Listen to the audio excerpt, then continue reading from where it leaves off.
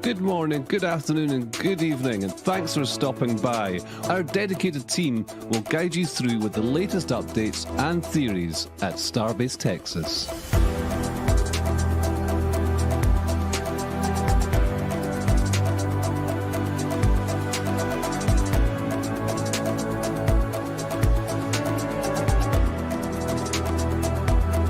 If you're new to the channel, be sure to hit the subscribe button and the bell icon for future streams. 10, 9, 8, 7, 6, 5, 4, 3, 2, 1.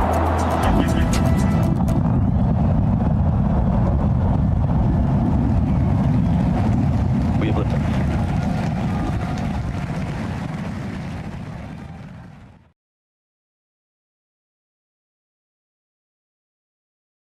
Hey, g'day everybody. Welcome to Starbase Weekly, episode 186. We managed to get a flyover last Thursday, wasn't it now? In amongst some pretty interesting weather, so I was lucky we got the flight done and the weather held out for us, and we managed to get another set of exciting photos from Starbase, Texas. With me today I've got Alex as usual. G'day Alex. Hey, Steph. Should be a fun show, and yeah, need a good distraction from the world. So. And stepping in last notice, we got BJ with us as well. G'day BJ, thanks for jumping in. No, glad to be here. Had some got a nice snowstorm outside my house, so glad to have my schedule open up, and glad to be here with everybody to talk about some photos. It's weird you guys talking about storms and freezing cold in America when it's 107 degrees Fahrenheit here in Australia today. Are you feeling okay? Let's go over to Masses. Steph, you're using freedom units. What's up? Okay, so 42 Celsius. Yeah, it's still okay. Hot. Still Blink hot twice. Blink twice if it's safe to talk. All right. Yeah, and I heard in Minnesota last week it was minus 50 Fahrenheit. I'm thinking, man, that's cold. All right, enough of that. Let's go over to the flame trench.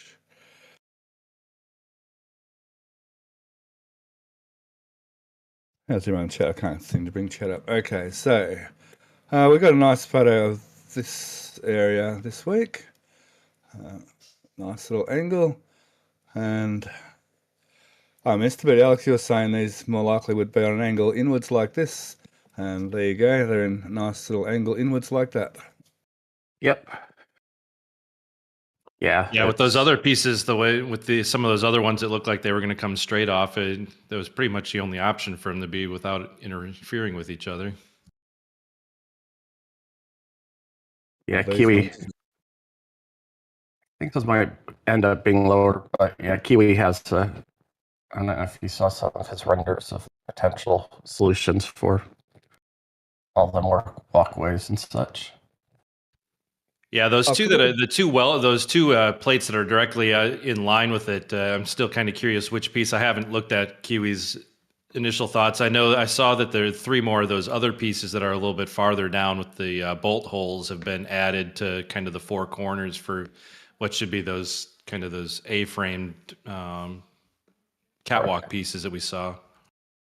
Yeah, the middle bolt pattern doesn't really correspond with any of the pieces. It seems on the it corresponds with one actually, or 2 of them. But yeah, it's kind of like to me, it almost looks like those ones are more like those are the plate, and then they'll be direct welded to whichever ones they're associated with, as opposed to being like pre-planned bolt connections. Yeah, because it's kind of like they're using the same ideas that they do on their pipeway, that they're setting these feet accurately so they can just bolt all the frames on without a lot of fit issues. Yeah, I think it was the second one that's over by those 2 with the catwalk pieces. There was the one that had the 45-degree angle bolt ones. I think the one underneath it looked like it might have been like bare ended, where maybe that's the one that goes into those 2 plates. ones. Yeah, the 2 plates that are bolted to the frame. Slowly giving up its secrets. Yeah, I think over on the right hand side, I think the bottom one or something. I know those are 2 very similar ones, but so maybe I'm wrong. But something in there is interesting yet. Yeah, the rusty one has a plate to get welded. Yeah. And I think the top piece, or the horizontal looking piece, is the one that has the angles on it. Yeah. Those are very similar in dimensions to these 2 on the left with the baskets on them. Yeah. But it's definitely a fun little puzzle. Can I get that Kiwi render in Patreon Lounge for me? I can track it down. Yeah, I'm grabbing you right now. I can't get YouTube live chat up on my YouTube app. What's going on there? Is that just me, or is that something going on with YouTube? Might be just you. I can see it. Oh, cool. I'm sorry, chat. I can't see you right now. There you go, Stephanie. If you look in the back channel, you can find that image if you didn't find it yourself.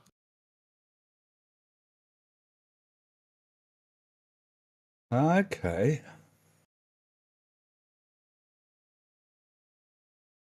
Okay, that's an idea for sure. And then maybe some of the scaffold staircase will come onto it, perhaps. Yeah, I was thinking that some of the 2 other A-frames would sit underneath the from the catwalks that are angling in, and there's some large H-beams on the ground that they'd either sort of square off the cross pattern of the back support, the X's on the frame, like they did further up. Yeah, to give them a mounting location, but a whole lot of that. Yeah. I see. So we'll see. That's the main. Sorry. Yeah, it's very much going like combo work platform versus just a good structure for access and doing whatever tests they're doing. Some of these shots are very vertigo inducing when you're zoomed in. Reckon. So we're imagining that the in here is not, it's just a little tiny bit bigger than sort of 9 meters for the ship diameter, and then those squeezy things should perhaps hang off here, sort of ish.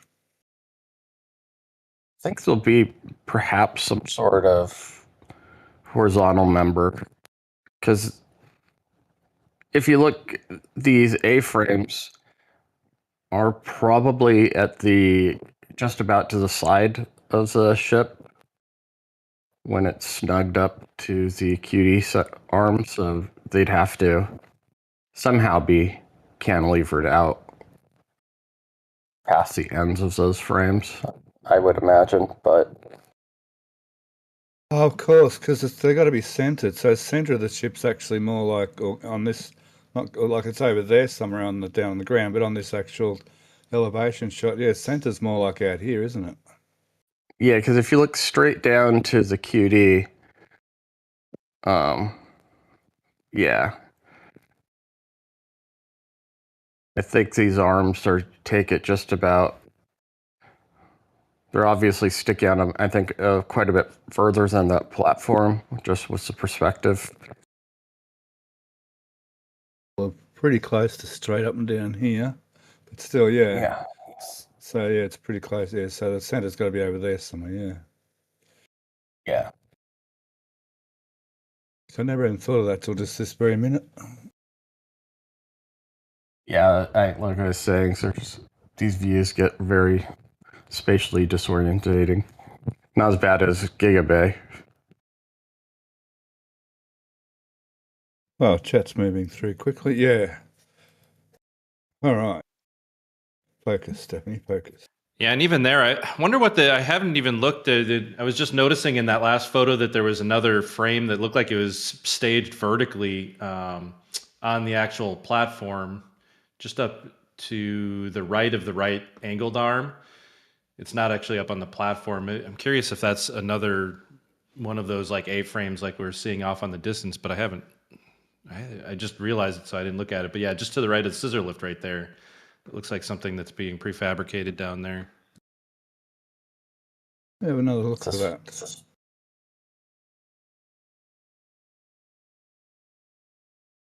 And maybe since we're looking straight down on it, it's not as significant as what I'm just realizing, because I hadn't really taken notice of that one in previously.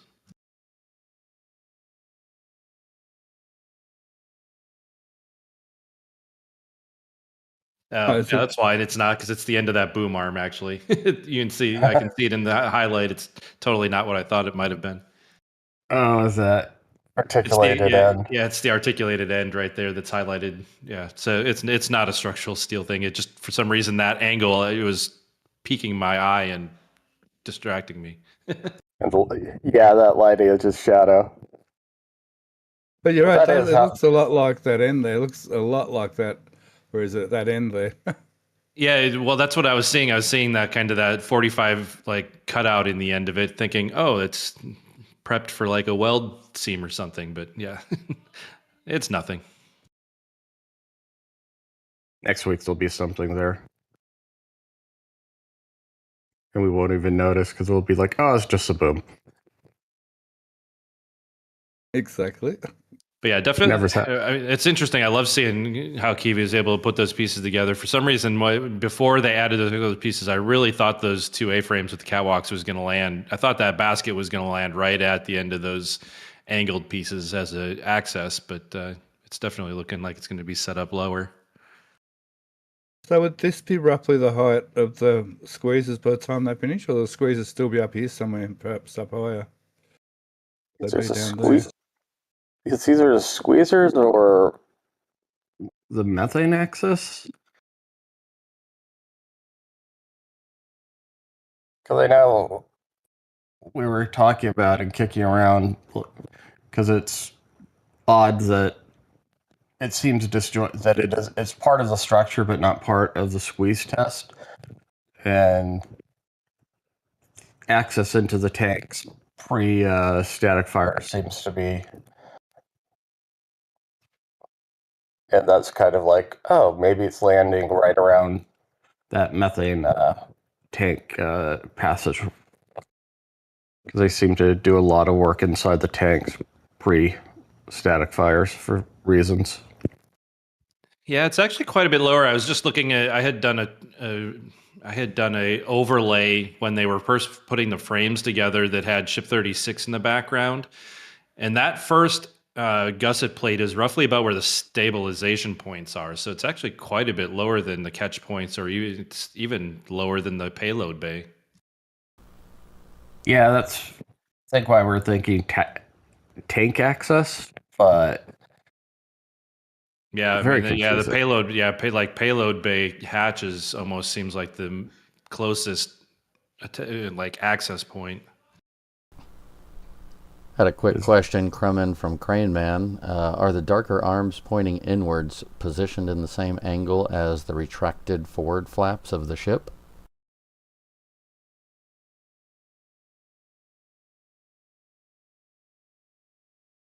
And they'd be the other way though, won't they? The flaps would be, hang on. Oh no, they do go, hang on. Yeah, it's pretty clear. It's fairly similar. It'd be interesting to see a rendered straight top down look to see how they relate to each other. I'm not quite sure. They do go back that way, don't they, the flaps, actually, now I think about it. Yeah, because the tile side is facing Highway 4. Yeah, my brain had a little hiccup there for a second. I had not even thought of that, Crane Man. Oh, Crayman always comes up with the tough questions. I tell you, he's good at that. I'll give him that. So, which we appreciate. We appreciate a lot. Don't stop. Keep being you. You're good. That's good. That's why I wanted to break in with that one real quick. Yeah, it'll be nice when we get a better shot of 19 to see how all the bits in access ports have changed as well. Okay, this is Abbott Space, the Padre, thanks.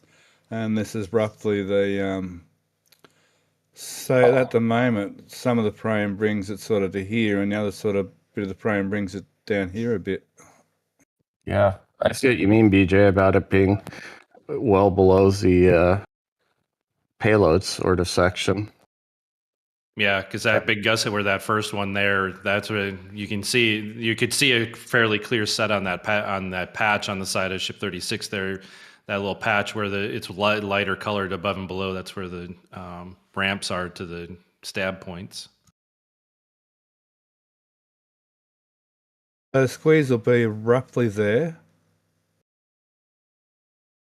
Yeah, it's pretty close. I think that's just above your cursor there, right at the edge of kind of close to the edge of the tile is roughly, yeah, right about there is where the catch points are, I think. It's just below where that kind of angled part flattens out along the center line-ish.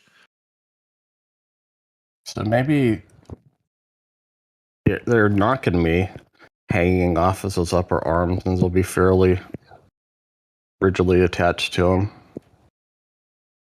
Yeah, I was just thinking that maybe it's going to have something up here sort of attach the other end even, or something, like to create the triangle or something. Yeah, those big plates are kind of the elephant in the room.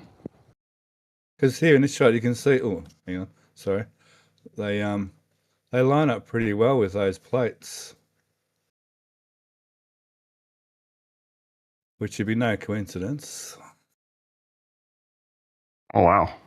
Yeah, and this is where my weird thought. I know I think I'm kind of on an island with those the two pieces that the suspected breakover pieces over in Sanchez.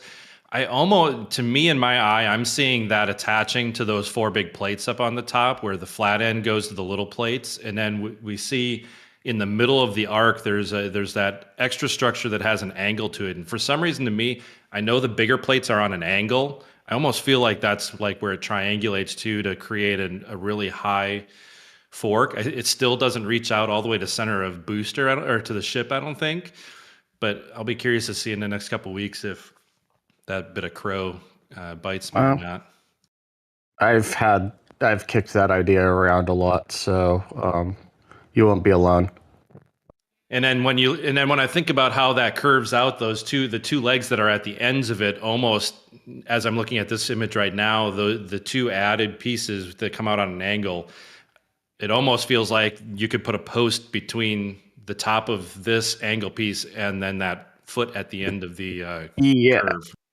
Yeah, I and at the back of it is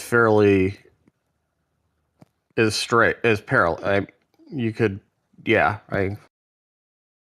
A picture will be better than me stumbling over trying to. Yeah, the silver plate that at the end we can see. Drop a column straight down, BJ, to those plates. Yeah, and that's kind of how I'm seeing that as I go in there and you look at the angles. I mean, I know some people are like, well, why would they have such a nicely painted object? But that whole catwalk piece was nicely painted. I think some people are like hung up on, oh, all the rest of the frame seems so rough and rusted and whatnot, that why would this be such a nice looking piece? But that top structure is nice. So the back of the faceted sort of legs, I wonder where that hits on the big square plate. Yeah, and that's where I didn't. I mean, the fact that they've got those couple other like ground off areas on there, I don't know that it goes in there. Like I said before, I'd be curious to see if somebody could render this into there just as a curiosity, because it looks really close to me, even if it's not right. No, I've kicked that around, but now that you mention it, because even those facet legs might line up, and if not, that parallel of the frame that's where it's connecting together. Yeah, up at along the containers. I mean, that seems long enough with a nice straight surface to be able to be attached straight to those two smaller plates at the very top. Yeah. But what's with the legs? That's anything. The angled one, off of the faceted ones there that are in the middle, those are on an angle that I think is fairly close to the angle that's tipped back. The big plates are not flat up on there. Those bigger plates on the left and right, they are tipped back slightly, almost to where they might be the same angle as what those pieces on that cradle are. And I could see, since this is sort of a quick and dirty construction, that sort of gives them, as you slide it up and down, it pushes it in and out. Gives you a nice slop factor, so to speak. Cool. So,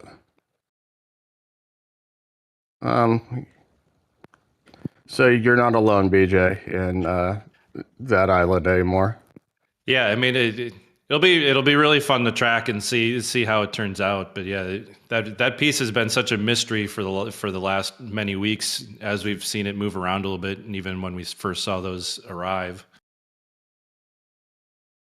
Yeah, because. Yeah, very weird shapes. I mean, I remember when it first showed up and just the way that some of those angles and whatnot. It's like we first thought maybe, it's going to be a nice ring, but then when we first saw the very first flyover images of it, it's like, man, it's not perfectly round. It's got all sorts of weird geometry to it. Yeah, but that makes sense with those facets. It's sort of like when you're shimming up a window with wedges. Yeah. So now what that... Yeah, with those plates kicked back a little bit and those facets, that very much feels like a good way to give you a nice big mating surface. Yeah, and the cantilever, I mean, there's just a lot of cantilever here with that whole structure being built off, and then in theory, with having to be able to support those bumper rails, I mean, you have to be able to cantilever out 4.5 meters plus however the offset is from the ship itself all the way back to the stand.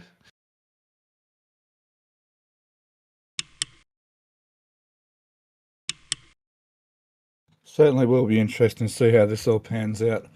That's awesome, guys. That conversation, good on you. Yeah, and as you're looking at this, Stephanie, we comment that we did see the actual squeeze hardware show up this week, the similar RAM that was used during the initial testing. And yeah, the pieces to the right by the ramp sort of make a lot more sense, thinking the square tubes are going to be supporting tying the two platforms together. That's another platform again, is it? There's another one over yonder, isn't there? Yeah, that's the one that in Kiwi's drawing would be connecting the basically running behind the ship. Yep, exactly. Yeah, that's the cross catwalk that goes from left to right. Yep. Yeah, I am now fully on board with your idea, BJ. So I was today years old when I saw that. Never mind.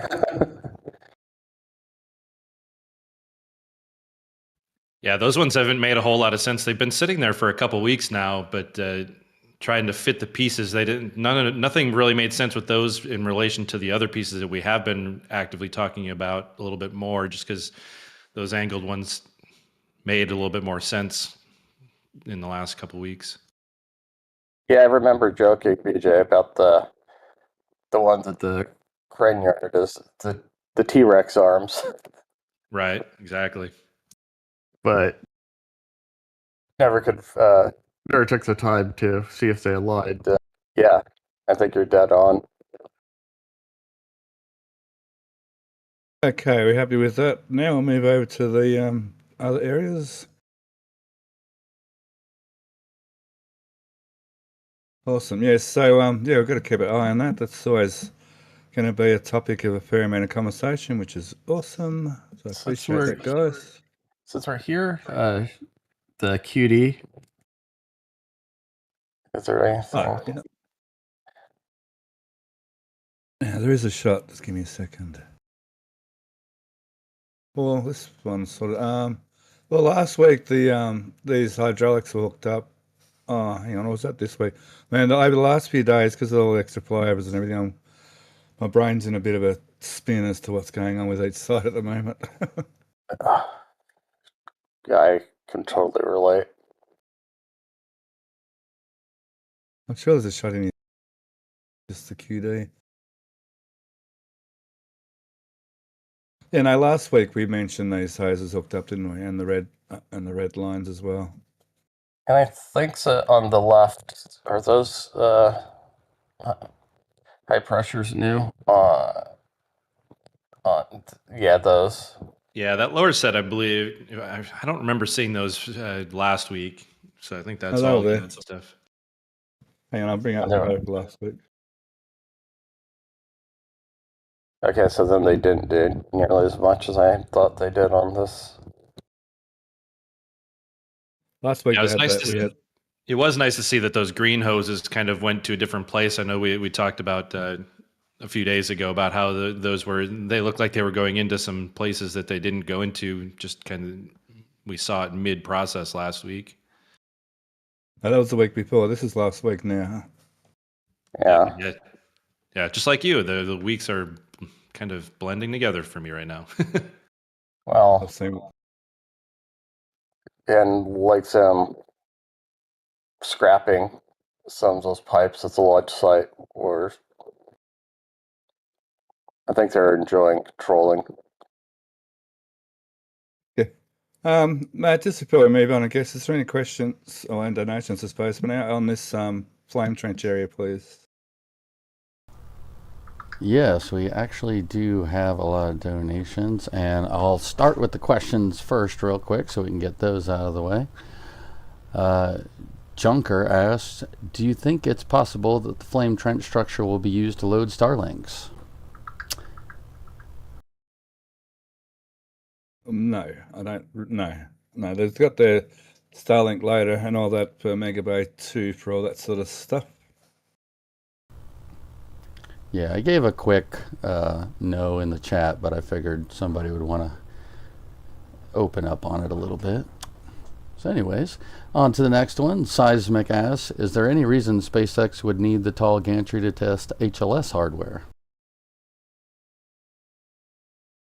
We've been throwing around that this test structure may have more than one reason. We're like 90% confident at the moment the first set of tests will involve the squeeze arms, only because they're here and they rocked up at the same time and they're starting to fit them out. So it appears like we're fairly certain they're going to do the squeeze test with it. After that, sure, I'm not really sure. They could use it for other tests. It seems sort of a lot of frame just to do one test, plus that new platform system. So there may be other testing in the future. I'm not sure yet. My initial theory with this was for access and HLS landing thrusters. I like in the future they wouldn't be able to do a static fire on them, would they? Being the poisonous gases, is that right? I don't think they're using hydrazine and stuff. It's more of how much they're expanded and how sturdy the bells are, since they're all vacuum engines, and firing them off at sea level is fraught with added complexity. Yeah, as we've seen with the brackets they got to put on the RVAC engines. Yeah. All right, and the next one's from Mr. Hal 9000. Is there any sign that they will use this structure to test the ship-to-ship docking? Well, that thought made me eat a bit of crow, because that's what I thought this was going to be, and it's so far we haven't seen any evidence of that yet, but maybe. Yeah, I was in your camp. I was in the same camp when it first started appearing. Before we were able to see the relative height of it, it seems as though it's less likely that that's the case. And I think some of the arguments about whether there's any significant advantage to testing the probe and drogue on this stand is kind of limiting on that, maybe.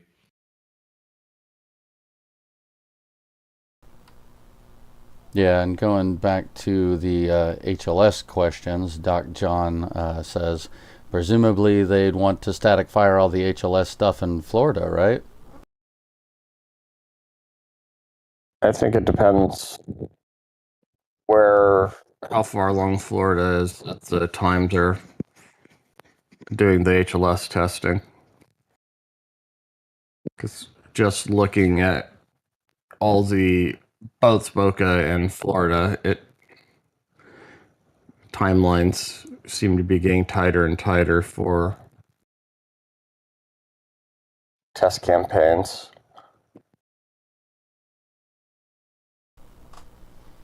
Yeah, and then we got another one from Crane Man. If the SQD port on these ships is used for in-flight refueling, could all those additional pipes and hoses on the SQD have to do with that? Maybe like extra sensors and other stuff?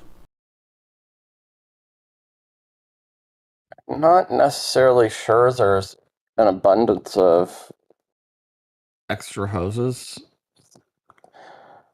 Yeah, I would agree with you. If you kind of think about what we saw on the top of the actual SQD arm that was installed, the extension installed on the tower, I think there's nearly the same number of connections. It's just that because of the test stand nature of this, how they've organized it and whatnot is quite a bit different, and it's making it look like it's more than what's already on the other pad.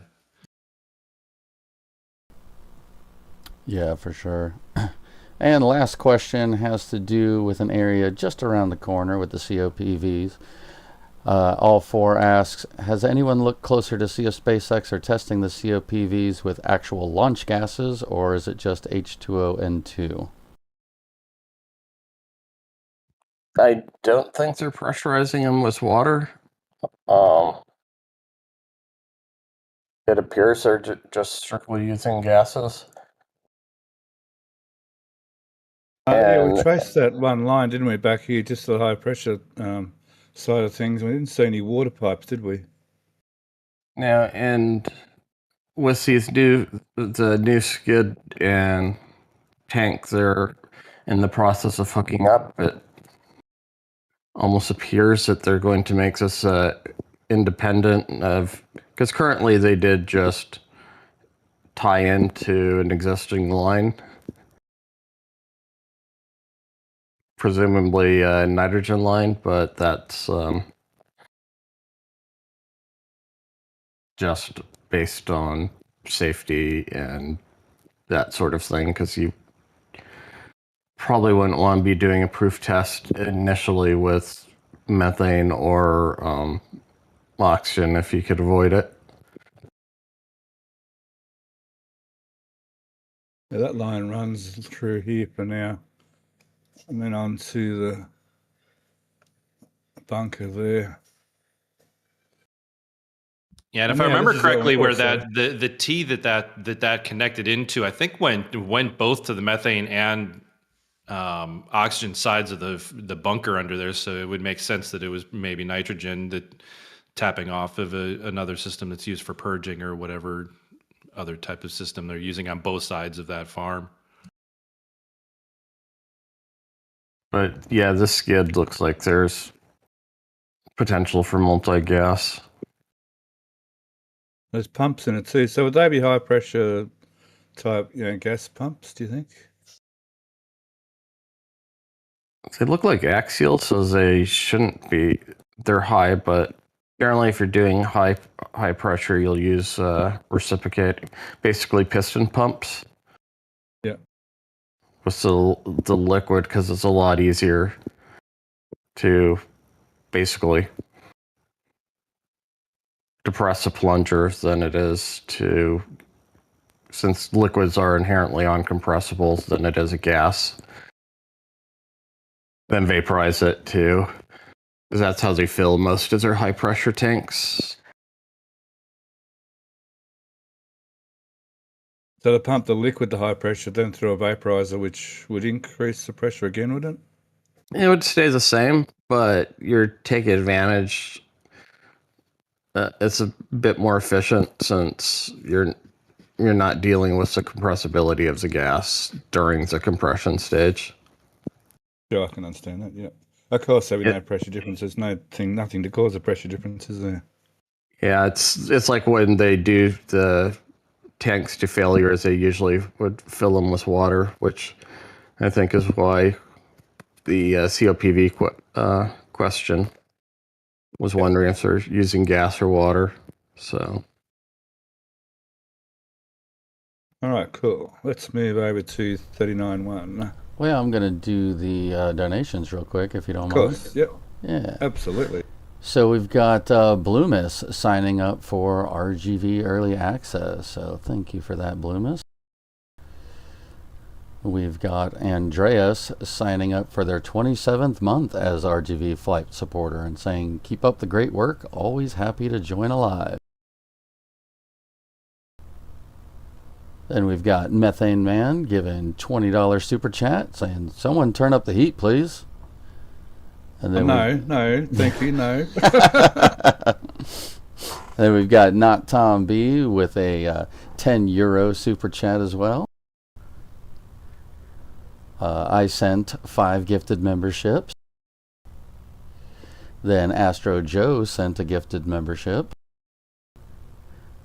We've got Yazada with a $10 super chat saying, love the double show this week. And we've got Methane Man sending 10 gifted memberships. Very awesome. And we had our very own Mauricio sending 10 gifted memberships as well. Wow, that's amazing support. Thanks, guys. Good on you. Yeah, and the very last one was Sharpie signing up for their 36th month for RGV Flight Supporter, saying 3 wonderful years. Thank you, RGV. And that's everything. I know Sharpie and doesn't time fly fast when you're doing this sort of stuff. Sorry, Matt. No, you're good. That was everything.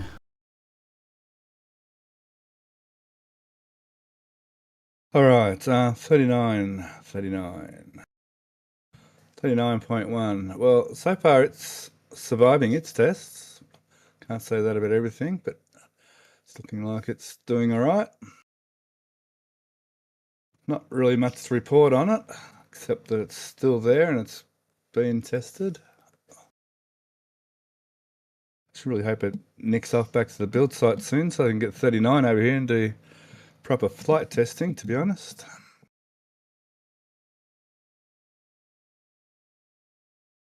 Oh, that's a shot of not a lot. Yeah, this is what I was looking for. The LOX palm, there's not a lot to report on this week. They tied in the vent line from the cryogenic testing manifolds to the box fan. About to say, looks like they finally put that last fan on finally too. This line down here, Alex, the one underneath? No, to the left, where the old vents were, you can see right that silver line. That's one of the previous vents, or what they used to vent with those smaller fans, diffusers. Yeah, it would explain why we were seeing more activity out of what we suspected was out of the updraft setup during these latest cryo tests. Yeah. Oh, let's see. This used to go to those fans, now goes into that line. Correct. Gotcha, thanks. They're just working on it last week on the flyover, but now it looks like it's fully operational. Cool. So when they do, so BJ, when this was getting tested, you're saying that's why the box fan was operating. Yeah, it seemed like it was fairly different. We've seen a markable difference in where the venting came from during the cryo tests, whereas in the past, coming out of those two smaller units, I think it was a fairly distinct difference in what the venting we were seeing. Yeah, are these fan force too? Are they? They are, aren't they? Yeah, there's the square, the plus on top is full of holes. So Well, there's the engine there for the fan. yeah. Cool. Now we're still missing a couple of pumps. So not much more to say there. Well, that's interesting. I don't know. I totally missed that last week. Nice, man. We get so many good shots these days. It's incredible. All right, let's go talk about this thing. What's going on, SpaceX? What have you gone and done? I hear so many different theories getting around, whether it was deliberately destructing or whether these stringers let go and that's what made it let go, or these stringers were part of it letting go, like after it let go, these stringers popped off. I have seen maybe it's go on. the contrarian views that it was intentional, because It was intentional. yeah, I mean, if you look at the top, the crown where it interfaces with the tank, there's no deformation along that I could find, and most of it looks the top of the tank. The pressurized section of the tank didn't have any real deformation. It was just the lower four barrels that as far as I know is that on conditioned space that was because underneath this is the stand that had a bunch of actuators for testing the common dome. That's correct. Yep, that's unpressurized down the bottom. Yep, and very much pressurized here. So that theory would mean that they tested up here to their 100% plus whatever, 20, 30, 40% on top of that to make sure this is all secure, and maybe they'd pushed it to 150 or 160%, and then this part of the tank finally buckled. I mean, the only opposite would be as if which we won't see as if the common dome actually was the driver, where it was a primary point where it started to buckle and sort of invert, and then that would have caused the whole thing to hammer down and squish this way as well. It also looks like those small reinforcements that go all the way around are actually a lot less than what's on 39. Yeah, it's different on 39. 39, or that's only on the interface. At the actual dome, they're much the same. Yeah, except for on 39.1, the difference is that this what we're looking at here is the aft dome, not the common dome. So in the booster, common dome may have a slightly different stringer configuration. I don't, off the top of my head, without finding some comparisons, I'm not sure the differences between the dome reinforcements. The double weld on the just above the next ring. I wish we had Nick or somebody who is very knowledgeable about this construction. Because that's the mating. That would be the ring where the methane tank is added to the LOX tank by hand or by whatever welding technique they use on the left turntable during that final stack. It uses that overlap function, the overlap technique, instead of just kind of being right up against each other like all the rest of them are. Just makes it look like... Sorry. Go on. I was just going to say, it makes it look like a very high pressure point, since they have those reinforcements right there, and you can actually see a buckle all the way around right where those reinforcements are. Yeah, it's like a pile drive. Like it suddenly lurched downwards. And a very even pattern around the vehicle, I might add. Yeah, because if I'm not mistaken, during the video that we see of it failing, it looked like there was actually two separate kind of crushes and failures almost. Yeah, that's why I unfortunately don't think we'll get it, but I would love to see down, once they start scrapping this, what the state the common dome is, because partially I think that inverted / buckled and caused all of this.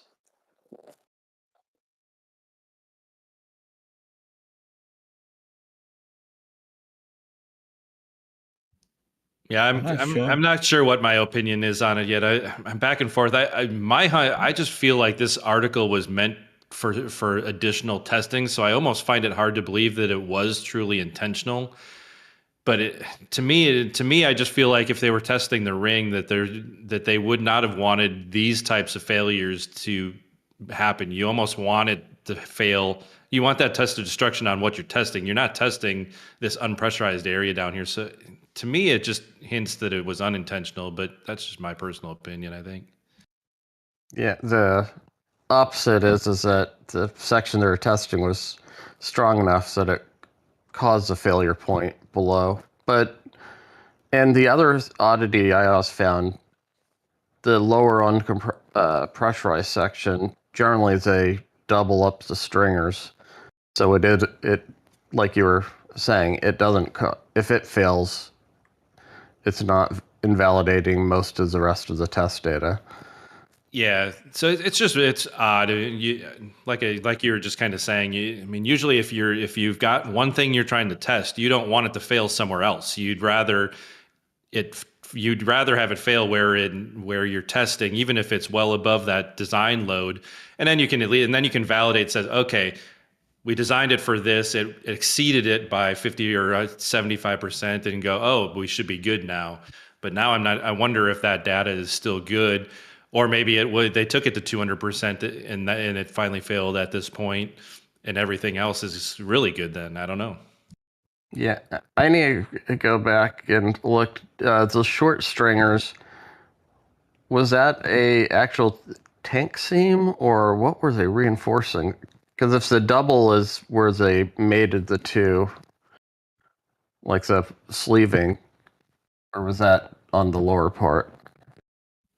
Yeah, I think it's there in my input. I've always assumed, and I'm going to say assume because I can't say it for sure, but I'm pretty sure that the common dome is welded down the middle of those stringers, just like it would be on a normal booster common dome. But for some reason, I'm questioning whether the dome is that high, is only one ring down from the top in an actual vehicle, which I think it is because the common's only a triple.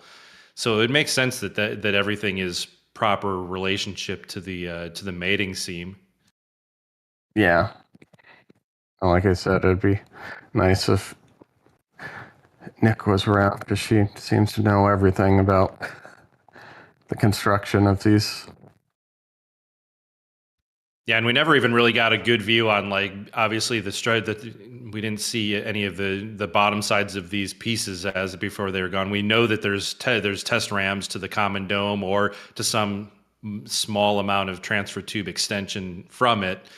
It would be curious to see what the inside is, like you said before, whether there was any like actual damages to that inner structure as well as the outside that we may never see unless we get a really well-timed scrapping flyover.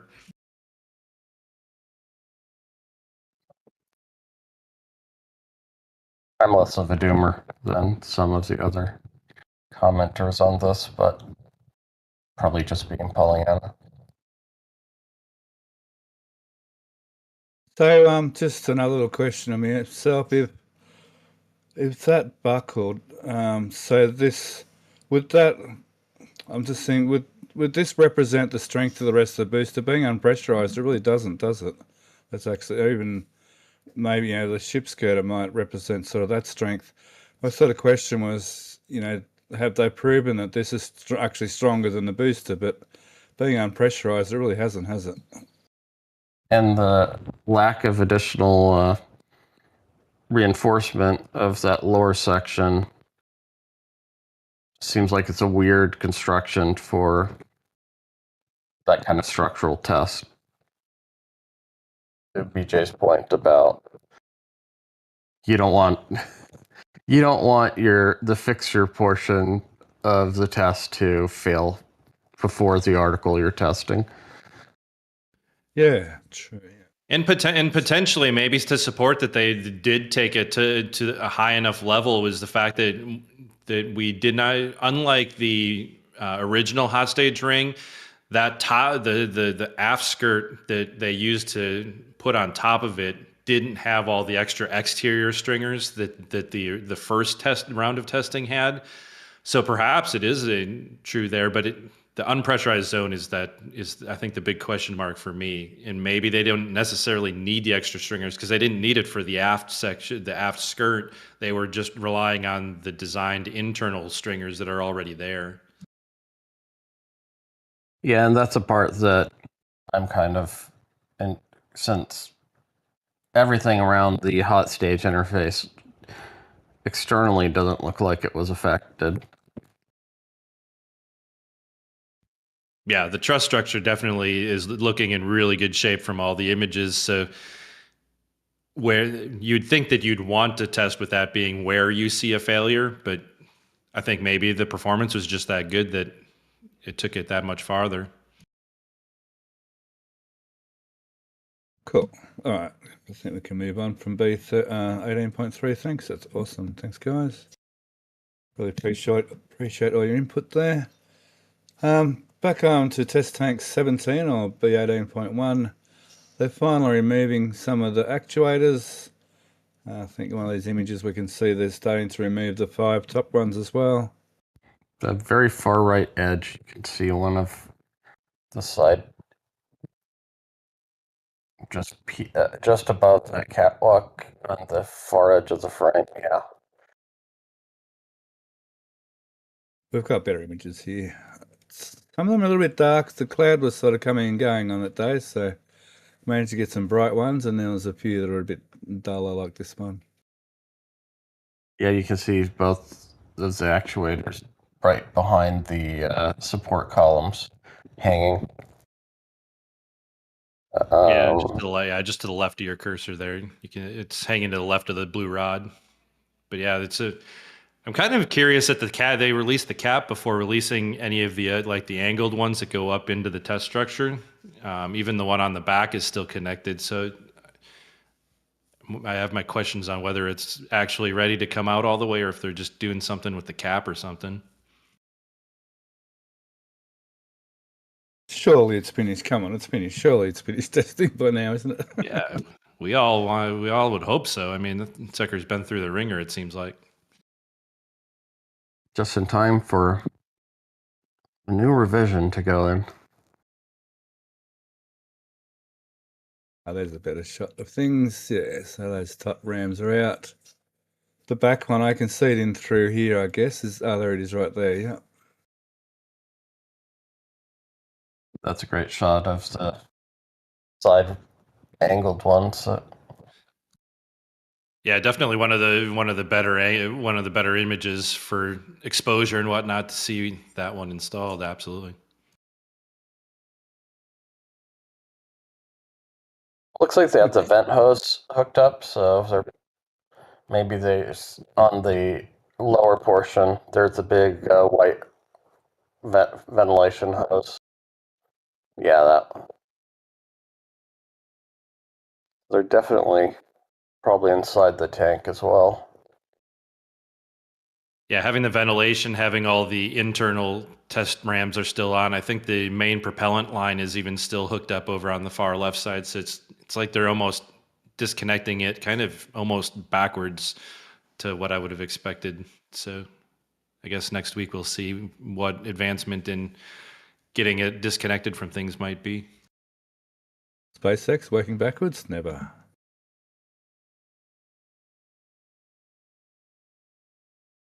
Oh, that's not Massey's. Okay, let's try and look at the front here. We've spent enough time on Massey's, I think.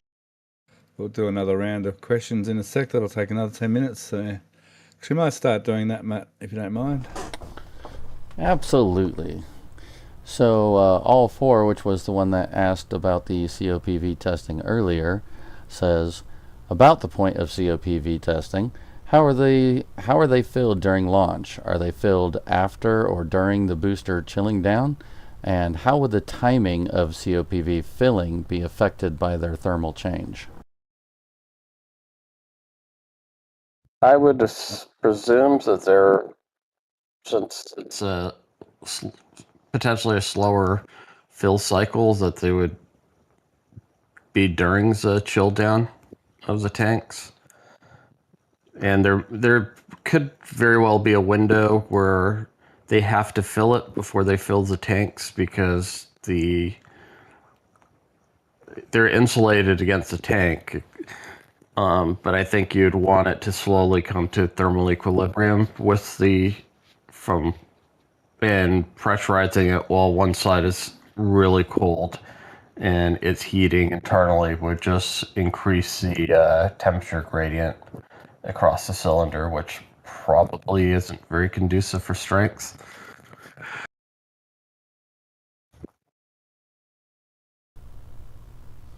All right, and we got actually two different people asking about, is the hatch area warped or deformed on the HURT test tank? Hatch is on the other side, isn't it?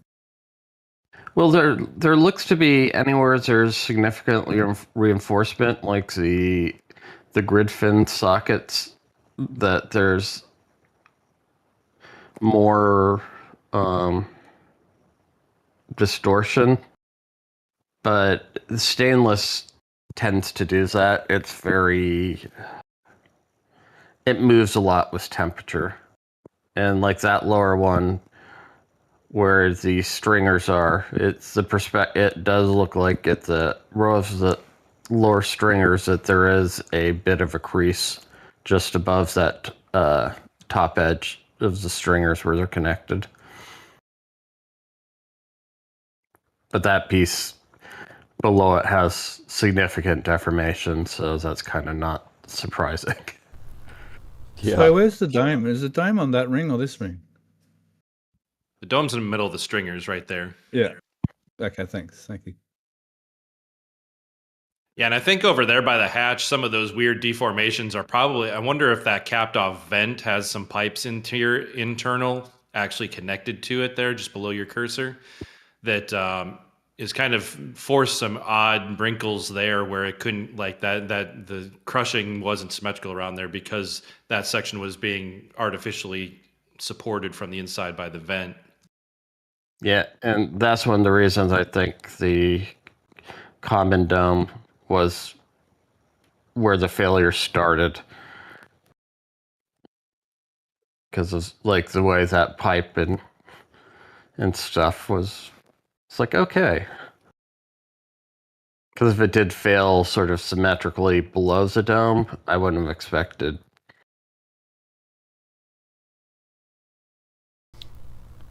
Yeah, we have a lot of questions on this whole topic. Atomic Tom asks, do you think they could use different thickness of rings on one ship, maybe to strengthen a certain section? No, when we've seen most common when they need more strength in a certain part, they just do that with the density of the stringers that are welded to the inside of it, as opposed to actually having the skin be thicker. And there's another one that two different people actually asked. Could SpaceX remove the damaged section, weld on a new one, then add grid fins and redo the test? Probably would bring a separate article. Because there's, even from the exterior, the upper section might not look like it has that much deformation. I'm pretty sure if you like did a LiDAR scan, it would show substantial movement and how much of it's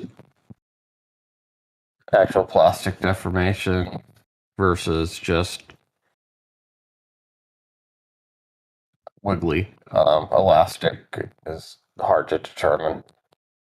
Yeah, I think even to what you're saying, even this image that Stephanie's got right now, if you look at the right-hand side, I mean, you can see even a couple of rings above the common dome. I mean, it almost looks like it's kind of hourglassing a little bit to where there's certainly some structural changes there that it would be just easier and more reliable for future testing to just roll out a new forward and build a new structure.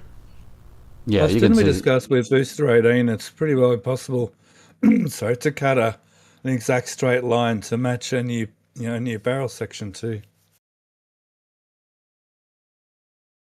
Yeah, you'd have a hard time getting a perfect mating surface to get a reliable and true production weld taken care of. I think I would agree with that. And the next question's from Crane Man. He's wondering, why are some of the hot staging ring spikes partially wrapped on one side? My thought is these could be heating blankets to sort of simulate a because during hot staging, when the plume hits it, some are going to get heated and others not. They're potentially trying to simulate that by basically wrapping them with some sort of welding blankets to heat them up to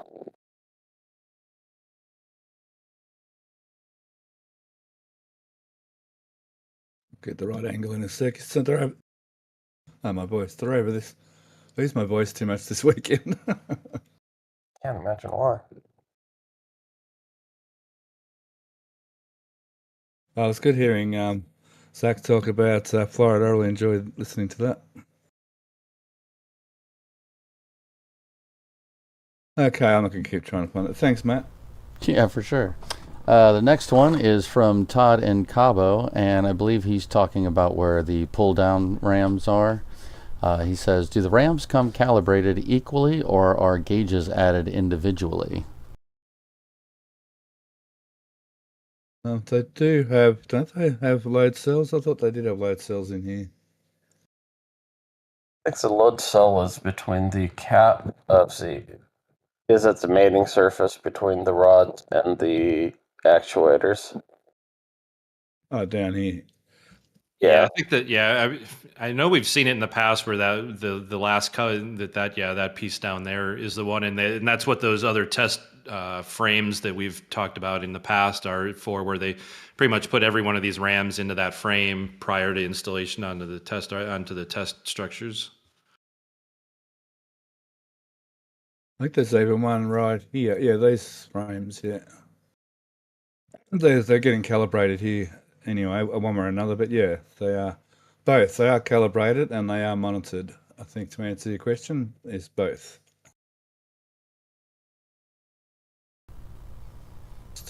And just a few more for you. Leo asks, have they done anything with the docking port that they added to S39.1?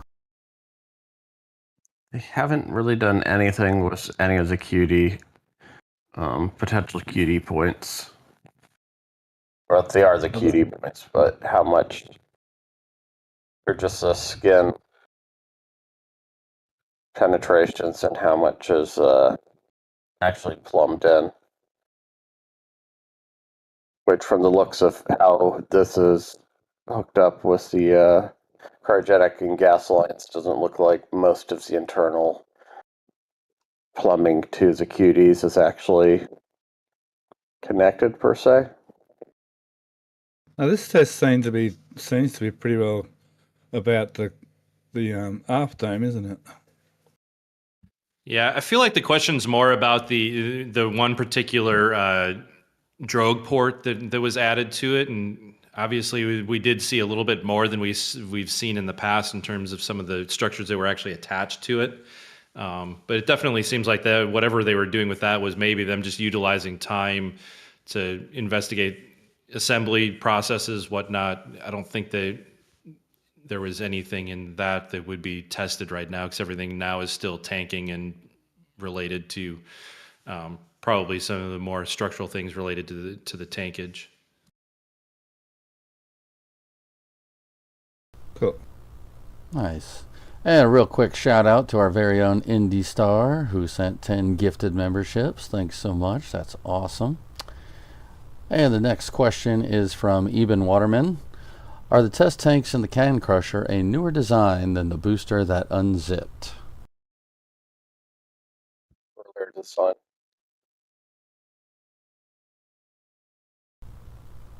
We think that. So what you said, Alex, they're the same? Earlier, at least timeline-wise, if they did any running changes, because, I mean, this has been out here for, what, 8 plus months now, I think? 18 years, I think. Yeah. I would imagine they're probably more talking about the one that just got actually crushed. Oh, okay, yeah. Well, I don't know that this is any reflection to actually Booster 18 and Booster 19, to be honest. So that's sort of more just part of the test structure than actually a booster, that bottom half, but like as an interface, I guess. What they're really testing was up here. I'm sure they may have this is supposed to be a Booster version 3 test tank as well. They may have found some things wrong with this and did some upgrades, and then, but I mean, Booster 18, or as far as we know, wasn't actually the, in quotes, booster failing. It was more the equipment around the booster failing, I think we sort of believe, with Booster 18. So it's kind of hard to tell whether they've actually done something in here and found that fault, or whether, you know, the actual booster itself seemed to be fine. Well, because if we remember, when inside that tank, there's that fixtures that they have where the side diagonal rams interact with presumably the transfer tube, how it imposes forces on the aft.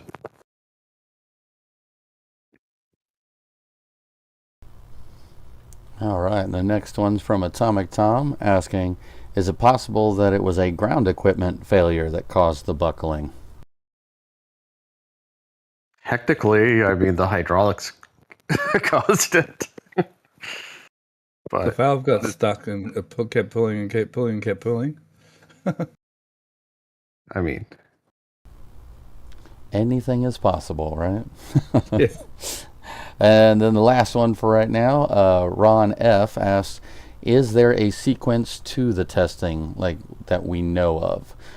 Their question is like maybe some pressure, then fill the tank, then more pressure.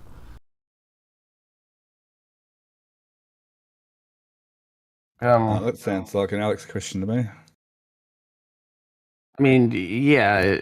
I don't think we're privy to their exact procedures, but generally they'll take it down to was in the expected operating regime and start applying their forces and seeing how the structure's reacting.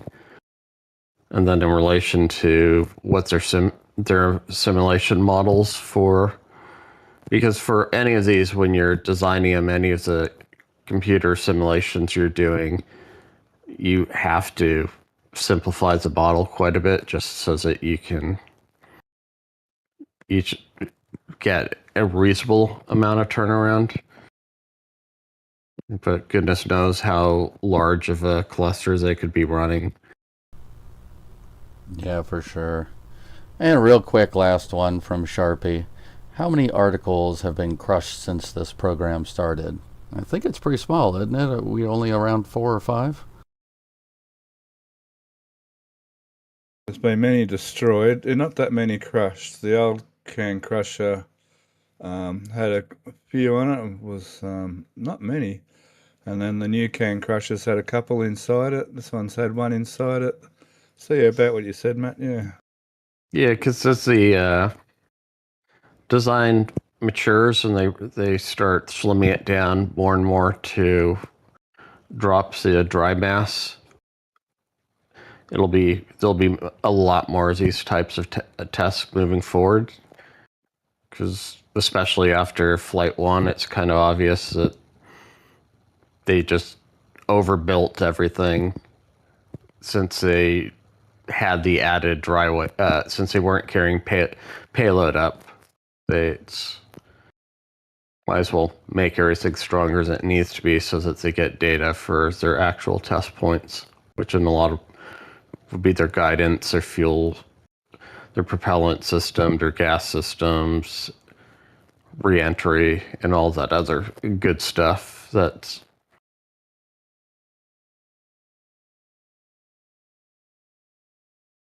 I think Elon even said they're up to the stage. The next stage looking forward was to reducing some weight quite a while ago. Someone asked whether they saw Starship tiles on a Starlink mission from Bandy today. Yep, indeed. There were Starship tiles on the fairing of today's launch. Cool. We've seen that before. Wasn't there some on a Dragon capsule too at one stage? yes, at least one cargo flight. That's a good cross-platform, good way to test things on something that's already proven going up and down. So that is a thing. I didn't actually see that this morning. I was still sound asleep when that launch was going on. Before I was rudely awakened by my alarm clock. I can't remember if that was changed from last week or not, but it's got this whole row of bits of steel on top. Now, other than that, I'm not sure there's anything else more to cover at Massey's. We really should move on. We've been here way long enough. It's never too long. It's always good to take in, especially when there's lots of things to talk about, which this week there was quite a few things to talk about. So if there's no more questions or anything to go over, we'll move on, I think. We are clear. Awesome. Thanks, Matt. Now, we actually started Sanchez before, didn't we?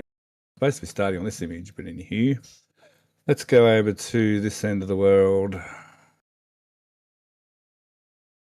That's not the best shot. There's show and tell we spent a fair bit of time over in this area once again, which is cool. We're trying to decide whether this ring was different or not, but it seems kind of similar. It's similar to this. It was just an illusion, but that's another one of these center rings here.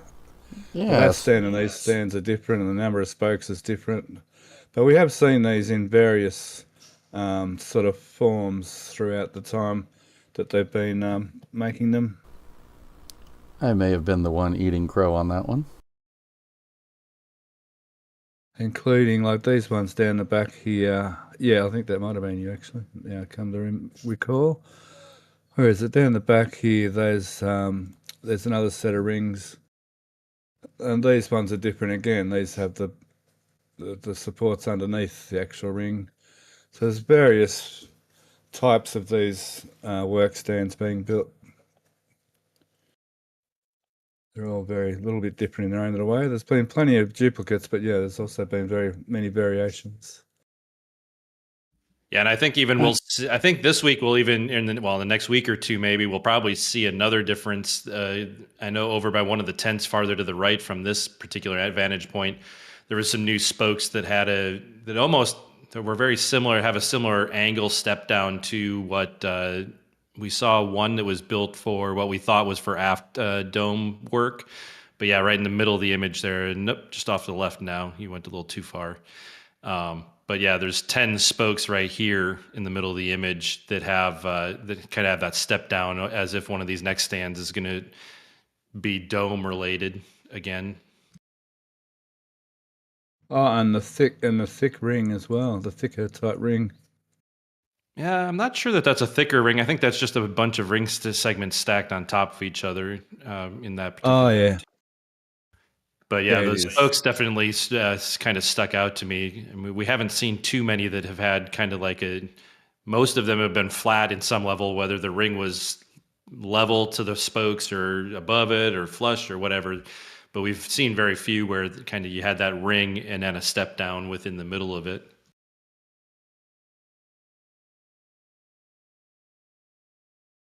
Yeah, I haven't seen that leg shape before.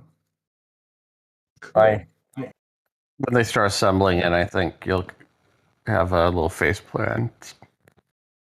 Because I remember those, BJ.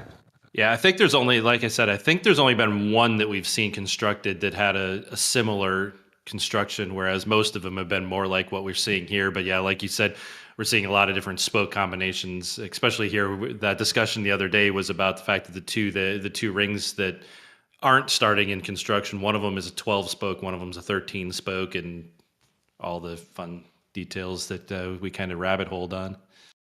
We did. Which is fine. That's what Chantel's all about. Sorry to zoom around a bit. So that's sort of this area. There's not sort of much going on in that area. That stand's continuing. Not much going on with these stands at the moment. Not much going on with this had the steel bits here last week we saw being installed. They're now installed. It seems to be quite finished off. That one of those they still are working on it, so that should be ready to roll soon.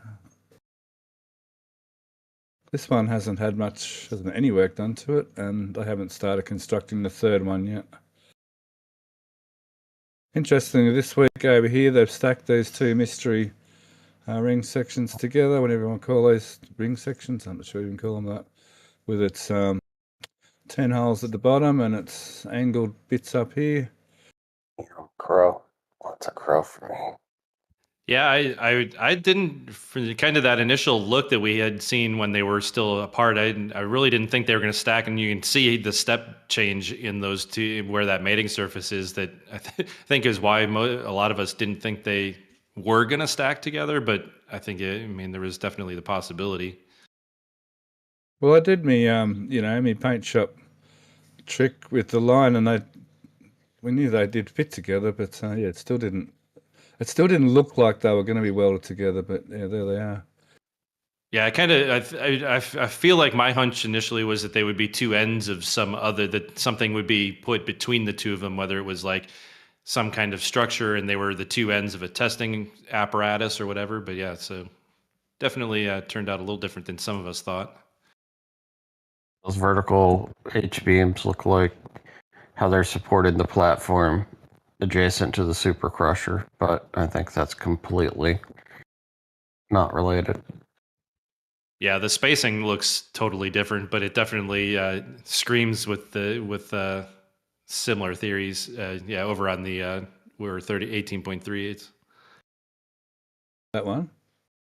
No, we're 18.3 with the old Super Crusher, not the booster trials. But the Yeah. double leg there on the right hand side is it the kind of like Alex said, it does have similarities to it.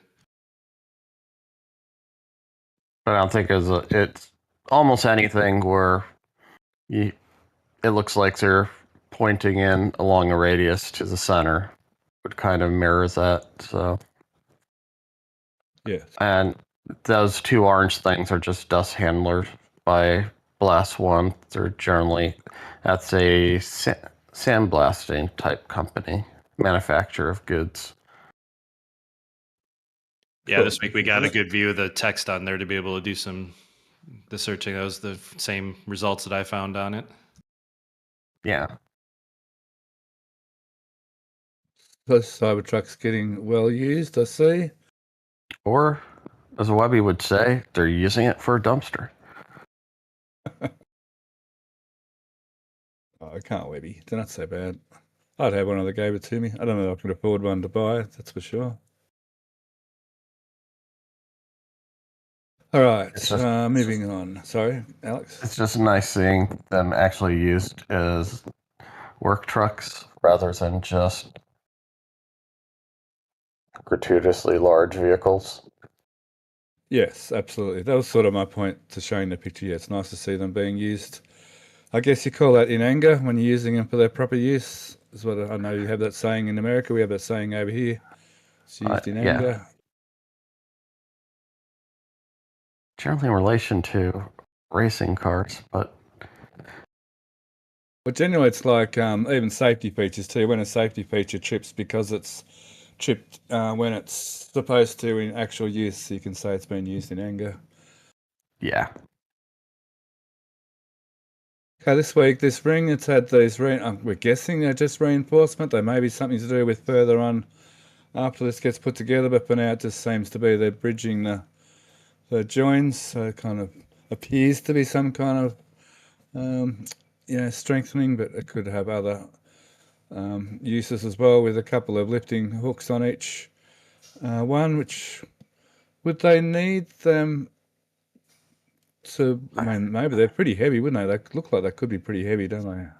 I think they're just aligning features because the person in the center of the frame has their station they're shooting. So Is that the other part of the station? That I think looks like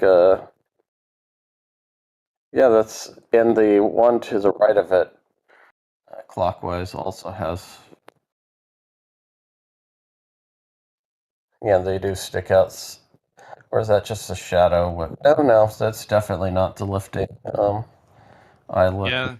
Yeah, there's definitely something extra on there. What it is, but yeah, it does seem to I seem to agree with you on there that I think those 4 plates are just kind of holding it in place so that they can fine tune it, get it lined up, and then hold it in place while they weld it together. oh, I see. Yep.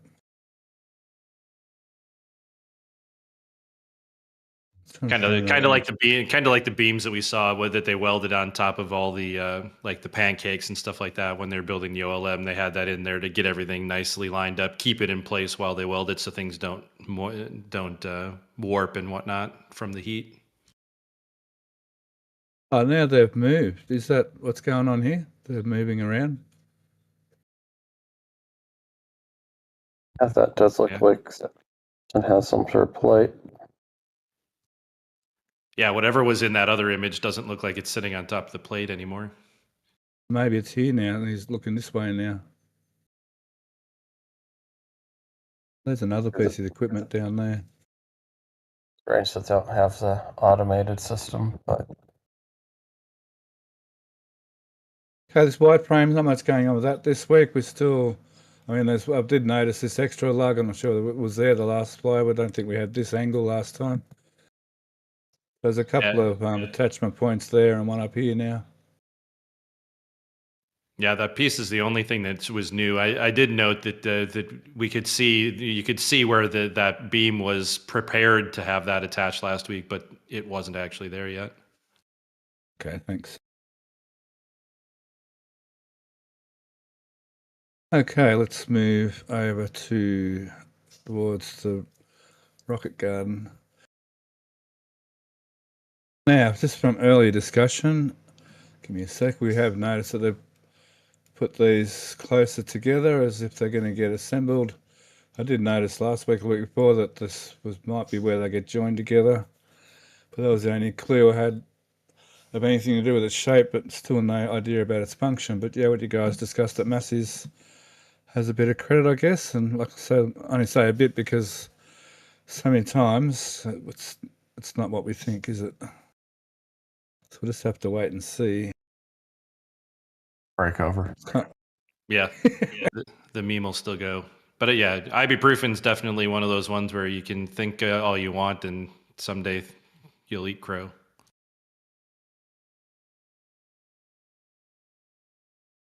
Absolutely. But like we kept telling ourselves, that's half the fun, isn't it? It is, isn't it? That's right, isn't it? It is, isn't it? That's what half the fun is, isn't it? Hey, if you're making outrageous speculation, no crow for you. We saw out of Mega Bay 2 that barrel section came over and has already been scrapped. We couldn't find it this week. So COPVs are just pipe ends in that dumpster by the two vertical white tanks. Oh, that's COPVs. What? They're from 18s. Okay, well, that answers that question, whether they're going to reuse those tanks or not. Yeah, they're down to one.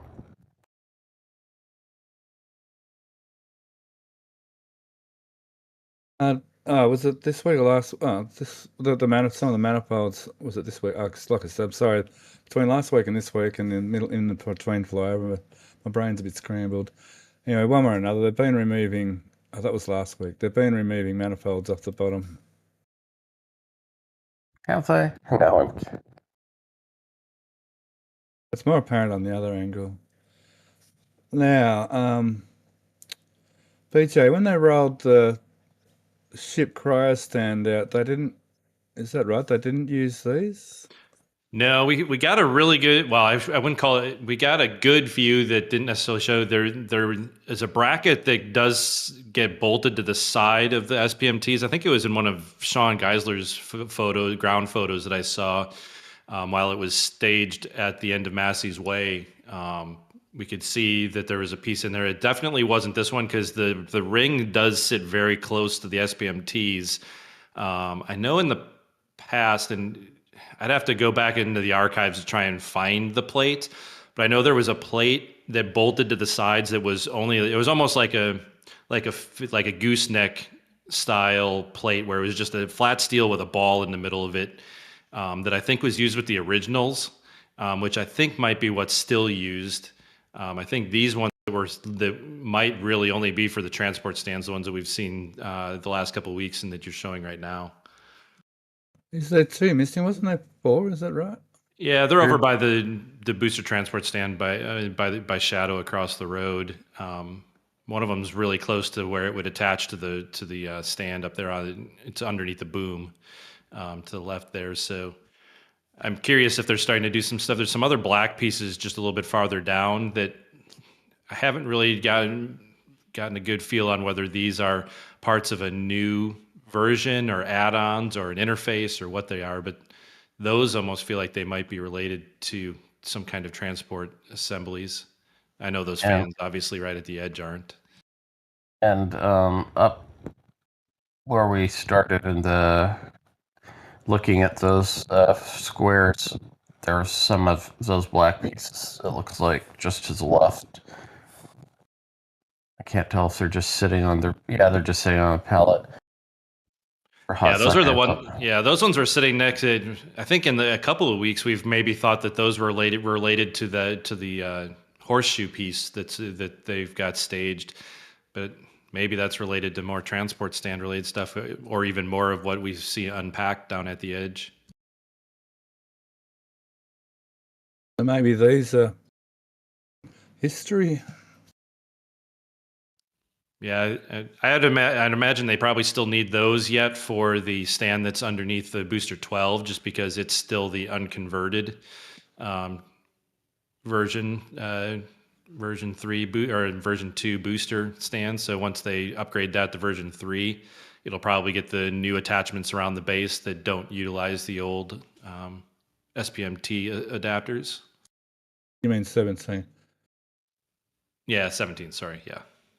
Because the new one's got these little plates down here welded on the outsides, and down here, and this one here doesn't have that yet. I think the stand by the LOX tanks that they haven't worked on still was configured to use those mounts on the SPMTs.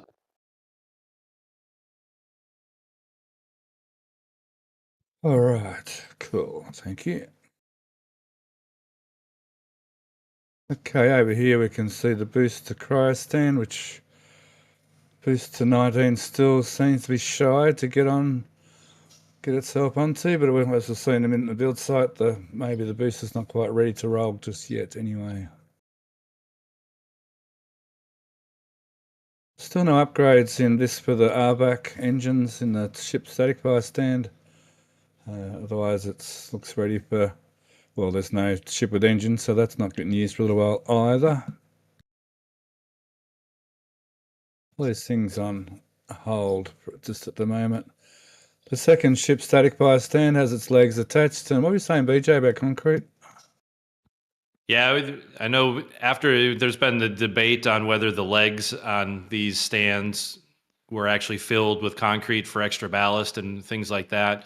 And I had commented that those legs, that the gap at the top of the legs was filled this week, but I actually realized that steel plate was actually there during the previous flyover as well. But we never got a chance to see concrete in the leg without that top steel plate on there. So the mystery continues on whether they've ballasted it with concrete or not. Is there any indication with the amount of ballast they put on the SPMTs, whether they would be ballasted or not?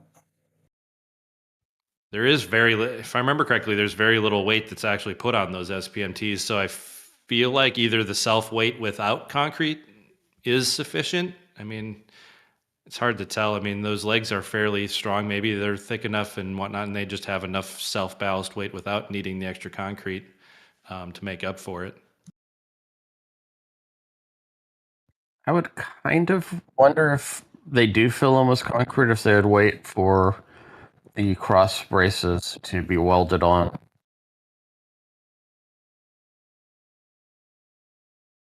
Not that it's structural, because when the legs are full, that's just for mass. Yeah, it's definitely the fact that we never saw it actually happen, or like a good amount of like concrete spill or something like that, where there was some kind of evidence to it. It's one of those ones where, like I said, I feel like it would have made sense that they do, but I guess the transport stands even haven't really needed it either. So perhaps the construction's just heavyweight enough without it. Maybe they're getting more and more competence of balancing the booster and ship on an actual SPMT. I imagine it's like trying to balance a hammer on your hand, to be honest. So they're starting to. Oh, it's just cracking dawn here. It's starting to get light outside. They're starting to put these horizontals on, as you were speaking about a minute ago, and the other one's still sitting down here. Now, anything else? Got any questions on Sanchez there, Matt? Actually, we do. But we also have a $5 Canadian super chat from Drew Nar saying, thanks for the work and info as always. And give me 1 second. I'll pick up the questions. All right. It's our pleasure to bring this to you every week. We all get a bit of a kick out of doing this for you all. So yeah, we have a lot of fun too doing all this. Yeah, absolutely. So, a question from earlier from all four. Could the mystery cone structure at Sanchez be a new, beefier base for booster CH-4 downcomer, possibly for boosters that will be barged to KSC, or maybe reflecting the results from the Massey's Test Tank 18.1 testing? I think we ruled that out because it's mild steel and like everything in the booster stainless steel, so there is that. Yeah, for me, the biggest thing in terms of how some of the evidence, like the way that those cup bottoms are, it almost feels to me like this is a testing fixture, almost like they would maybe be for an 18.3 style test article where you have an exposed common dome, and you want to have a testing fixture that is either on the bottom of a partial transfer tube or just a replacement placeholder structural test article for it, that they could do those types of tests within a booster test article. Yeah, that side for me seems like it's sort of an analog for the LOX landing tank. Yeah, and we saw when Test Tank 17, Booster 18.1, when that aft section rolled to Mega Bay 1 for stacking, we had seen that essentially the top of the landing tank was replaced with a test structure that looks like it, but you could tell that it wasn't stainless. It was stronger, and all the extra attachments that were used to attach the rams to it. This almost feels like an invert. Instead of it being the top of the landing tank, it's the bottom of a transfer tube for that testing interface. So what I'm hearing is that we're going to see they're going to pull out 18.1 and drop in the replacement. Perhaps. We'll see. It'll be a fun time to watch. Yeah, I hate disagree. I hate agreeing with you so much, BJ. It's less fun. Yeah, I'm really looking forward to finding out what this structure is. Also want to shout out Jup Kuipers that sent $25 donation through PayPal saying fuel support. We appreciate you. Then we have another question that came from earlier from Outdoorsman. Are the GSC pump skids the same ones that are going to be used at all launch and testing pads? Yes. They seem to have standardized and have a manufacturing line at one of a new site, because I think the one they were doing at Cisco in Florida is I thought I saw a tweet where they were shutting it down. And the next one's from Gwenever. Why are they building a second static fire gantry stand? Are they going to phase out the ship transport stands? Well, considering they're just building ship transport stands, I'd say no to the latter.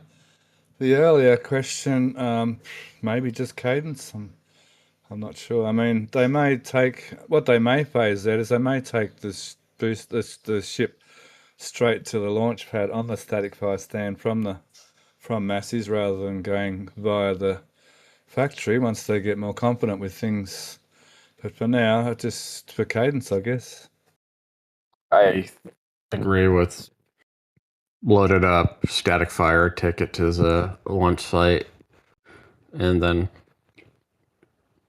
drop another ship on it, take it to Massey's, and yeah, cadence.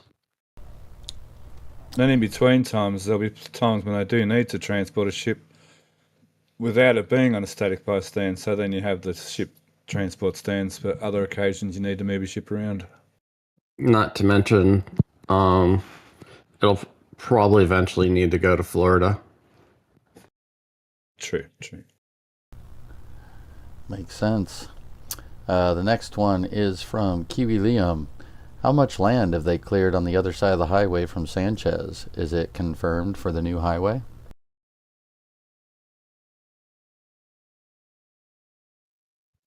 It appears That the widening project, they have split it into the problematic sections and then the easy that don't require special approvals.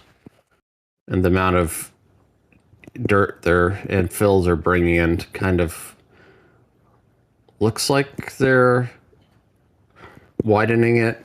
I mean, at least for now, it could be something as simple as that's where the exits from Gigabay are, that they're going to need a wider area for pulling vehicles out and staging for transport.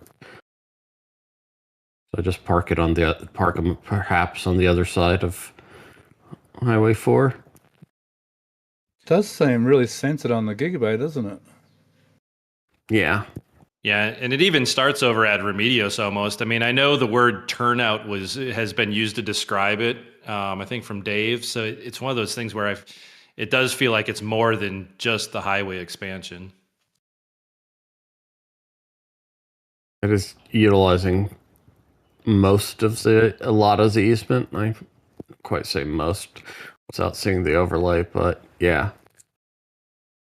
The highway expansion on the rest of the highway, or have I got my orientation wrong, is on that side. No, I've got my orientation wrong, haven't I? Yeah, it's on the south side. Yeah. Yeah, and it might flip-flop depending upon what because I think it's a 200-foot easement. It's a fairly wide easement, so they have a lot of latitude where they drop the lanes. Caps X has a thought maybe it's more room to pull out a horizontal booster, even horizontal vehicle. That very well could be the case as well, because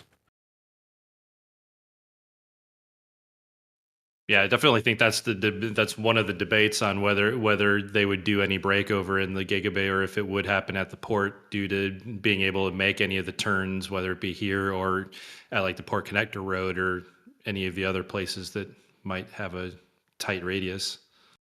Well, they get those big tanks around that corner at Port Connector Road. I'm not sure about the difference between booster height and those longer tanks, so I haven't got that metric in my head. Plus, if we all... No, I think it's one of those ones where I think it depends on where the actual cradles would be for any of the vehicles. If they cradle from both ends, it would need a bigger radius. The tanks make it because they're sitting on the actual tank cradles, which are inboard of the ends. So they can kind of it's a tighter radius they can take with those. Yeah, I don't know if you remember the heavy lift configuration when they brought the original large stage luge tanks, where they were suspended on either side with. Yeah, they didn't even have it wasn't a solid transporter because they needed to be able to independently rotate the front and back transporters. But those trucks, the trailer that showed up kind of in this, I could definitely see that was the two 400-ton bridge cranes that they break it over inside the Gigabay.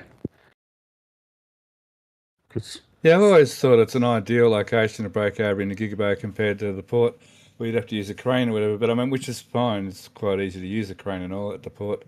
Just figured it's always a much better environment to do it here in the Gigabay, though. But I keep getting convinced that they're not going to transport them horizontally. So I'm not sure either way now, especially seeing this. And yeah, the road closure speed of, probably a 6-hour versus a 2-hour. Depending how many they're moving. They should be able to transport them quicker horizontally, aren't they? They need to use the SPMTs to do them vertical, don't they? Yeah. And I haven't looked the specs on those trailers. I know BJ had looked into them a bit, so... All right. Thanks, Matt. Yeah, on that same topic, Live and Zerat asks, Might those stacked circular gray mystery pieces be related to horizontal booster transport? No, they're only They're only like 3 meters wide. Anything that's going to be related to booster horizontal transport is going to have to be just in that 9 meter or 10 or 12 meter range, like the transport stands. Unless they're going to use the engine mounts to secure the aft. Yeah. Because those large eyelets on the side of the tab, there's the two coming off to the side, and there's two on the vertical.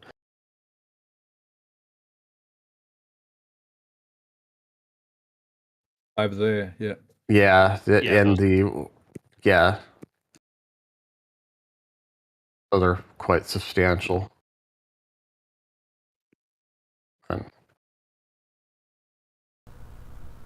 Elon, call me. Let me know what it is. Have your people call Matt's people. And one quick shout out for LCTA Bus Rider for sending 1 gifted membership. And we're clear for the next section.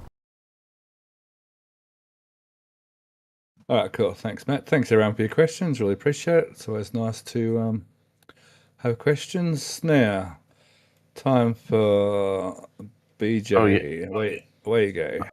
Oh, yeah, really quick, I just noticed, yeah, they definitely are building a roadbed across the way. I didn't realize how much they had removed and are filling and compacting.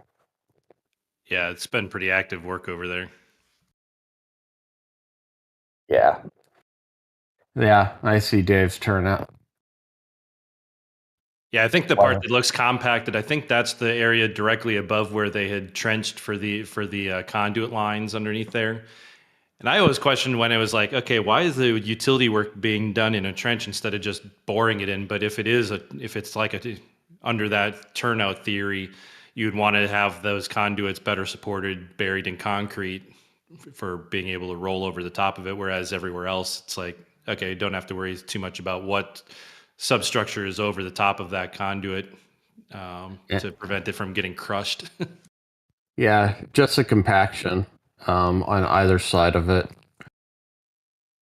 And towards the top of the frame, it looks like they're putting a trench in for drainage, culverts, just for the width of it. Yeah. But yeah, anyway. And not to jump in too bad, but Crane Man just asked, doesn't the gray part at Sanchez fit the new booster downcomer? And yes. And holy crap, Bama in Italy sent another 20 gifted memberships. Wow. Well, that's awesome support. That's really good. Thanks, guys. I really, really appreciate that. Good on you. I believe Really that's helps the us to third keep time airplane- he's done that in 3 days. Oh, wow. Good on you. That really helps with the fuel and keeping the airplane in the air. That's the main goal of the donation. So good on you. Really appreciate it. All right, Gigabay, BJ. Yeah, I mean, it's been a relatively quiet week in terms of the actual activity at Gigabay. I mean, obviously, still working away at the third level. There's been a lot, why we had a Thursday flyover and wasn't Friday or Saturday, is that the weather's definitely been a little challenging this week. So the cranes have been non-operational. They've made some progress moving into the bridge sections across the aisle over there on the Star Factory side. I think it's going to be a while before we can see whether there's any extra use other than support. But yeah, it's kind of like I think I had talked about in scripts and show and tells that it does seem to be just structural support of some sort. We're not seeing any evidence on the left side of walkways or any kind of flooring on them. There really isn't set up for that. I mean, they could just sit a gangway on here, couldn't they? Like the gangway they used to Florida, they could actually just sit one on here, couldn't they, for crew access through here anyway? Yeah, I mean, potentially. I mean, we've yet to see any evidence of any of that coming here, so I tend to not lean that direction, but I guess at this point anything's possible. It's all very odd why they would even need it. I think right now my only theory is that potentially that because the cranes are tied into the building, that narrow wall as they get higher could maybe just need a little bit extra support from that the middle of the building could give it. But the fact that Florida doesn't have that kind of debunks that a little bit too. So I'm not quite sure what the deal is, and it may be like many things, we may not actually find out why it is that they're doing it. The Florida cranes have 4 points of contact with the structure rather than the 2. Yeah, they do have because they're actually mounted in the aisle. Essentially, these first tie-ins are one column into the partition, and then there's that extra structure that takes it back to the exterior wall. So there's definitely a few extra attachment points for sure. And just breaking a simple span between the 2 would do a lot to transfer the tower cranes. Yeah, and then also one thing that you can see also here, not so much in this particular image, but some of on the other side that have climbed more. They've tied in 3 or 4 points to the structure already at the 4th level height, and we're seeing less than half the amount of tie-ins to the building with these cranes at Starbase. This is awesome having photos to be able to jump over to from Florida to notice difference. We're really fortunate to have that set of images, to be honest. Yeah, the curb there for the concrete decking, I don't think, have they started installing that yet? Yeah, we've seen it on the first couple levels over on the Star Factory side. It's a little harder to actually tell that it is what it is, other than to do a comparison between the 3rd and 4th floor. If you go to the middle here, Stephanie, the middle section on the exterior is a good, that's the right-hand side, back to the middle. Especially from if you're watching from a Rover 1 camera at the just because of how close you can get to it, but you can really see the strip that's added for the concrete curb. Go all the way to the very front wall, Stephanie. Oh yeah. Let's see if we come down a little bit farther. Scroll up just a little bit, and if you follow the column up, you can see right there. That's a good, maybe a little more pan or tilt up. So you can see the 4th floor, the 3rd column. You can see right in your hand, you can see how you can see the horizontal member that crosses over the column. That's the curbing. If you go up 1 level, you'll notice that curbing is not there. You can see the end of the corrugations. So they're getting pretty close here to putting concrete on here. We will have seen yesterday in those previous images that they have started pouring concrete on. I think the first 3 levels have some level of concrete there at Florida, more so on the other side of the building, because we're currently looking at the east side of the building where they're not quite as far along. But yeah, on this image, you can definitely see the concrete on the 2nd level there, and then the 3rd level doesn't have it. But I have actually, in some of kind of looking at those photos that we got of KSC, they have actually got some on even the 3rd floor, the 4th floor, the 3rd beam level. So I think at this end up this end I think it's got more. On that end is higher, I think, memory.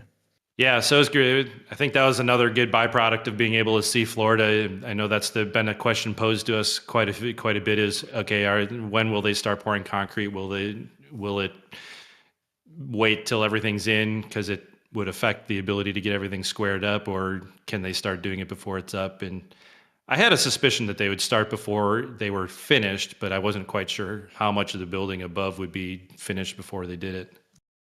Seems like Sorry. It seems like they want 2 columns finished above where they're pouring. Because, this one's starting to look like they're prepping it for concrete. Yeah, you can see along the edge, too. You can see all the tiny little vertical Nelson studs that have been welded around the perimeter. So I think we'll probably start seeing rebars show up in the next week, maybe two, and start seeing some concrete on those levels real soon.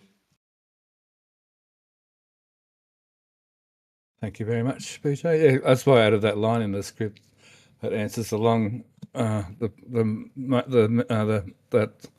frequently asked question about the concrete. Yeah. Yep, Florida definitely gave us some there, and I think if it wasn't for event dudes having that flyover and getting those close-up views, I think some of the other photographers that fly in Florida probably would have seen it. But the helicopter flyovers just don't quite get some of the detail, and it might have been a little harder to notice it. All right, so that'll do for Gigabay. Thanks, PJ. Appreciate that. Let's go have a quick look at Booster 19. That's not Booster 19. Oh, we can see Booster 19 there. One of these images we can see it doesn't have its chines on it. Is it this image? Which means they haven't done a cryo test, is that right, without chines yet on a booster? I don't believe they have. I think they've always had them on, so we should be seeing them real soon. They're down a little bit farther. You can see the white top of it. Yep, right about there. There were a couple images that you can just barely see the COPVs. They're a little hard to make out in the shadows there. That's the red things here, isn't it? Yep. Yeah.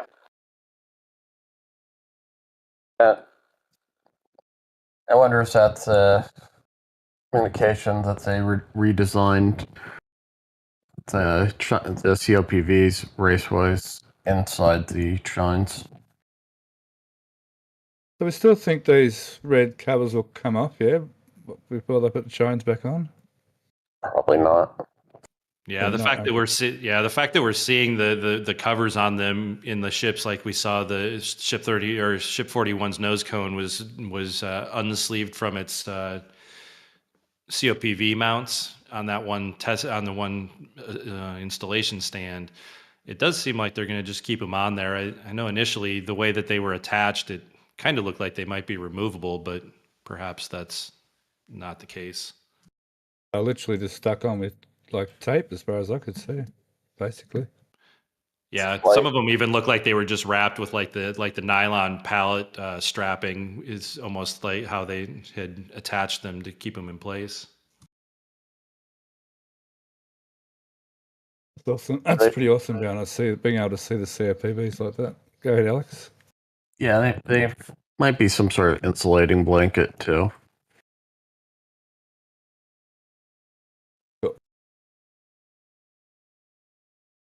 Okay, so Megabay 2 and Megabay, I can see the turntable on here. Megabay 2 is still only 139, ship 39 in there. Well, there's only one ship 39, there's only one ship in there, that being ship 39. Unless 39 has a secret twin. We've seen two aft flaps now go in there. It's two, isn't it? Our flaps are being put in. Yeah, 39 should be nice and complete with all of the external components, and hopefully it'd be ready to start rolling out for some testing soon. Yeah, just need to get that pesky ship cryo stand back and probably modified back to its ship, finished ship configuration too. Yeah. Yeah, my hope would be that a lot of the like the engine mount testing and all that stuff would be proper. It'd be more about getting the ring interface with the clamps and all that stuff taken care of. Yeah. I'm gonna laugh if that ends up on the test structure at Massey's. Oh, this? Yeah, which would just be absolutely a horrible workflow of. Because I'm assuming they would load that in a clean room type environment. Yeah, well, and the fact that the where it would have to sit on the stand would be inside of the stand, probably obstructing all the X braces on the vehicle side of that structure is pretty much, I think, puts a no. nail in that coffin. Yeah. And ease of removing it for loading Starlinks. Yeah. Well, they're keeping it positive pressurized here while they're working in it to keep dust out, perhaps. Yeah. I mean, it is an enclosed space, I guess, too, but you probably work in that without ventilation, to be honest. Yeah. Probably. It's because, yeah, those look like they're filtered air handlers. So we know, everyone knows, I suppose, everyone knows that's the new PES or the old or the upgraded PES loader box. So I have to use that little frame. So I guess the question I saw in some chats was, could they use this for the dummy sats as well, or does it here? Does it being here mean they may be loading functional Starlinks soon? Looks like they're probably doing an internal reconfigure, and they didn't have room to do that, or it was parked inside of the factory. Yeah, to me, I wonder if it's more if I mean, we saw them lifted up to 38 for some maybe some simulations to see how the interfaces work. Maybe they're going to do similar with 39 after some changes or whatnot. I don't see why they wouldn't be able to load dummy Starlinks. I mean, they're pretty much the same form factor. Yeah, and the track system, I thought on this is sort of the same as the ejector, just kind of working backwards. Well, it ejects it into the vehicle. Jonas is saying, I feel like that box has been reconfigured at least 4 times now. Well, I'm not sure that this one's been really, maybe between the two versions. I mean, the one was cut apart and scrapped and another built. So I'm not sure that this one's been necessarily 4 times, but there's definitely been some iteration going on. My brain thought this was the original one. So thanks, BJ, for correcting that little brain fade of mine. Yeah, vertical integration or loading of Starlinks is kind of exciting. I can see the stands here that belong on these platforms for the workstations for the front right-hand stand. Looks like they're about ready to go in. And what else is here? Is this some of the outer shielding? What's this? Seems to be some more stuff in here as well, all over the place. Walkways, I think that's handrails and walkways for the intermittent platforms, probably. Cool. Is that a better shot of them? Not really. In here, cool, thank you. Now moving around the back. I know we've got some photos around the back, hang on. You can tell who didn't do their homework. Okay, there's around the back. Oh yeah, that other flap is gone. It doesn't necessarily mean that's the one that went on 39. It could have just been like the ones for 39 might have been inside already. And these ones now moved inside to like join the flow of things. This could be for 40 or 41 or 42, who knows. I'm not really sure, because that was asked, I think that was asked in show and tell whether this was the one that was actually put on 39. It's a bit hard to tell that.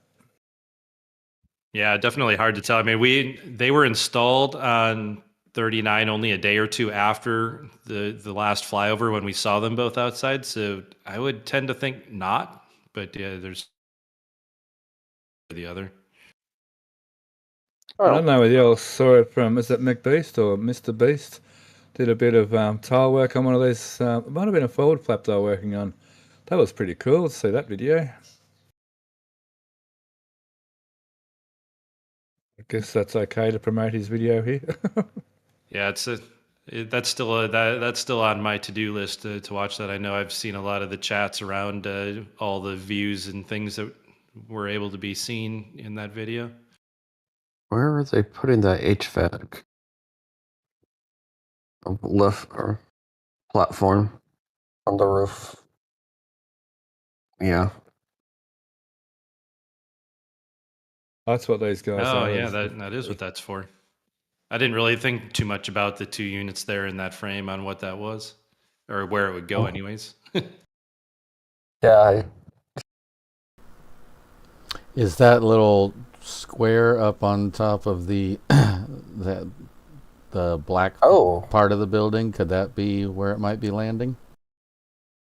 That looks like they put a roof penetration there for sure under that makeshift cover.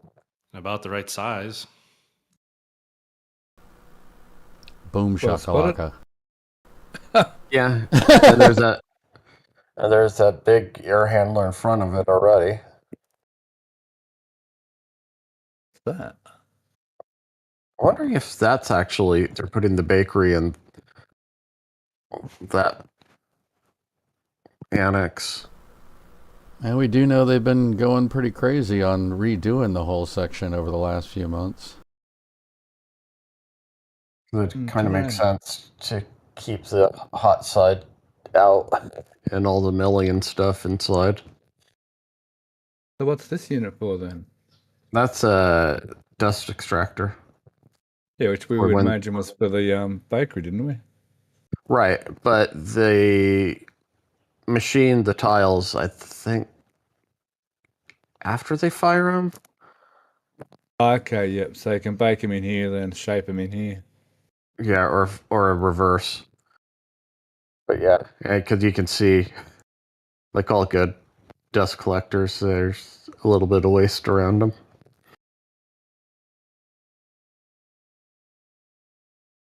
Reminds me of Granddad's old grain header with used to fill the bags up. So I actually did that as a kid, filled bags up out of the header instead of the bulk handling they do these days. A little bit of a flashback there. Probably exactly the same, except you wouldn't want to eat what's in these bags. Who else in chat can remember old grain? Oh, you guys call them combines. We call them headers over here, but same thing. We call what you plant the seed and the fertilizer with combines because it combines the fertilizer and the seed. It's all good. Yeah, I think it's combine because it does those two up. Pulling the husk off. It does. It does the actual cutting of the grain, and then which used to be put in piles. Then you'd have to take it to the thresher. So now it does both. It cuts the stalks and does the threshing and gets grain out. Firm talk with Steph and Alex. Okay, back to Starbase. Because that was some fun days. Sorry, that was so many good memories of all that. They've continuing working on the apartment block, as we would expect. I think there's really much to report on here. They still haven't closed that front corner section there. Well, it's actually a rear corner section, isn't it, to be honest? Yeah, I feel like when you look real close at the corners of it, personally, I still think that there's going to be balconies there because it still feels like there's like a finished edge, a corner edge in there. We need to get a view like underneath to see if it continues around under the flooring as well, or if I'm just seeing things. Yeah, by the top, by the parapet and the roof walls, that looks like a finished. Yeah, that's the only thing that makes me think that those are particularly open balconies. And that mullion going up the side, comparably to, and and the weld plates look like they'll take a column. Yeah, and you can't even see, and there's nothing on the front face of those. Everywhere else we've seen that there's the steel embed plates in the edges of the floors for putting the brackets on, which doesn't exist there. Not that they couldn't epoxy something in, but... Yeah, but the vertical one sort of screams some sort of handrail. Yeah. Because I think we've seen it on this side. Those embeds, well, these actually have the brackets on them now too, but yeah, they're the embeds BJ was just talking about underneath those brackets. Let's see if we've got a front shot of it. I can't see a front shot except some of these long distance shots. I know there's one there somewhere. Yeah, they've got a little bit more insulation done on the roof too, but they're going real slow with that.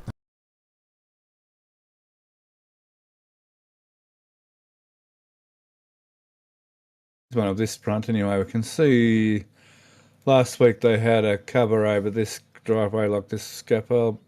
They've taken that off and they've just blocked off the entrance. This week we do notice that they're actually using the we'll get to Those the green plants. in a minute. Yeah, plants that are going to be dead after this cold. You can see they're actually using the car park. They're not construction crew cars. They're more office people cars. Oh, pretty flowers. Pretty drapery. Actually look quite nice. They're quite advanced plants they bought for in there. I don't know. Surely the the gardener, horticulture, or whoever this guy or gal who works here has an understanding of the climate here to be putting the right trees and plants. I'm sure. It's not rocket science. It's a transplanting shock because I think the inner median, those are alive. The grasses they're using. They've done well with planting all these pine trees. Most of them are still, palm trees.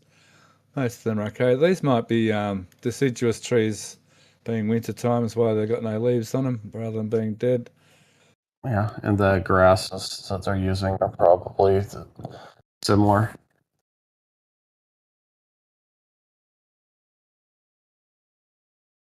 Over in the front here, they're still doing concreting down here. Have they tied in this corner yet? They kind of have. It'll be an expansion one, so Yeah, we probably won't see that last little bit until they start putting some paneling on the right hand side of it.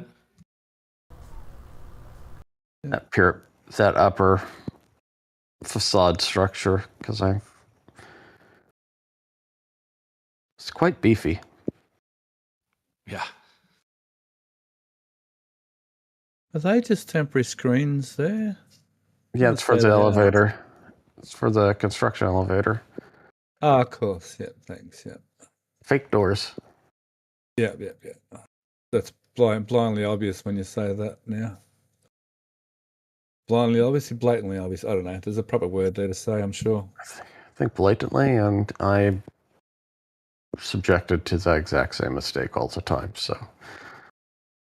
You can be quite blatant some days, Alex. Sorry. Lies. Lies. I don't know what you're talking about. BJ, be quiet. Sorry.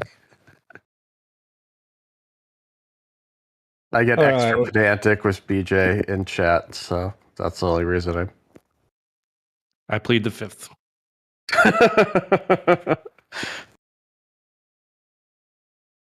Trying to get that little spot over there. I'm sure there's one here somewhere.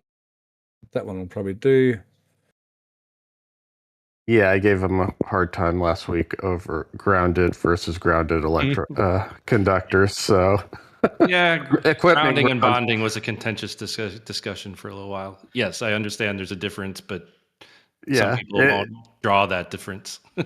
Exactly, and it's equipment was the missing word because technically a grounded conductor is a neutral versus. But yeah. In my mind, reading that, all I saw was a couple old men waving their fists at each other. Well, it would have been worse if I would have been at NEC section 250 dot blank.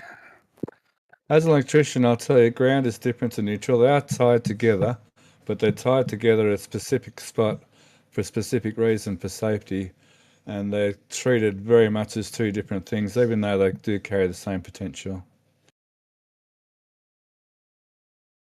And but that's usually called the MEN link, the multiple. What the MEN link? What's it called? Something Earth link. Yeah. And while we're on And this picture, I actually did see just in front of those homes with the black roofs, they do have a couple of boxes, concrete boxes that they've got staged. So it looks like they might be doing something with water. Yep, there you go. That could be drainage, those boxes. MEN, main Sure. Earth neutral link, it is, MEN link. Because if you don't tie your neutral to Earth through the transformers, you can get a floating neutral, and the neutral can float for even 1,000 volts above Earth potential.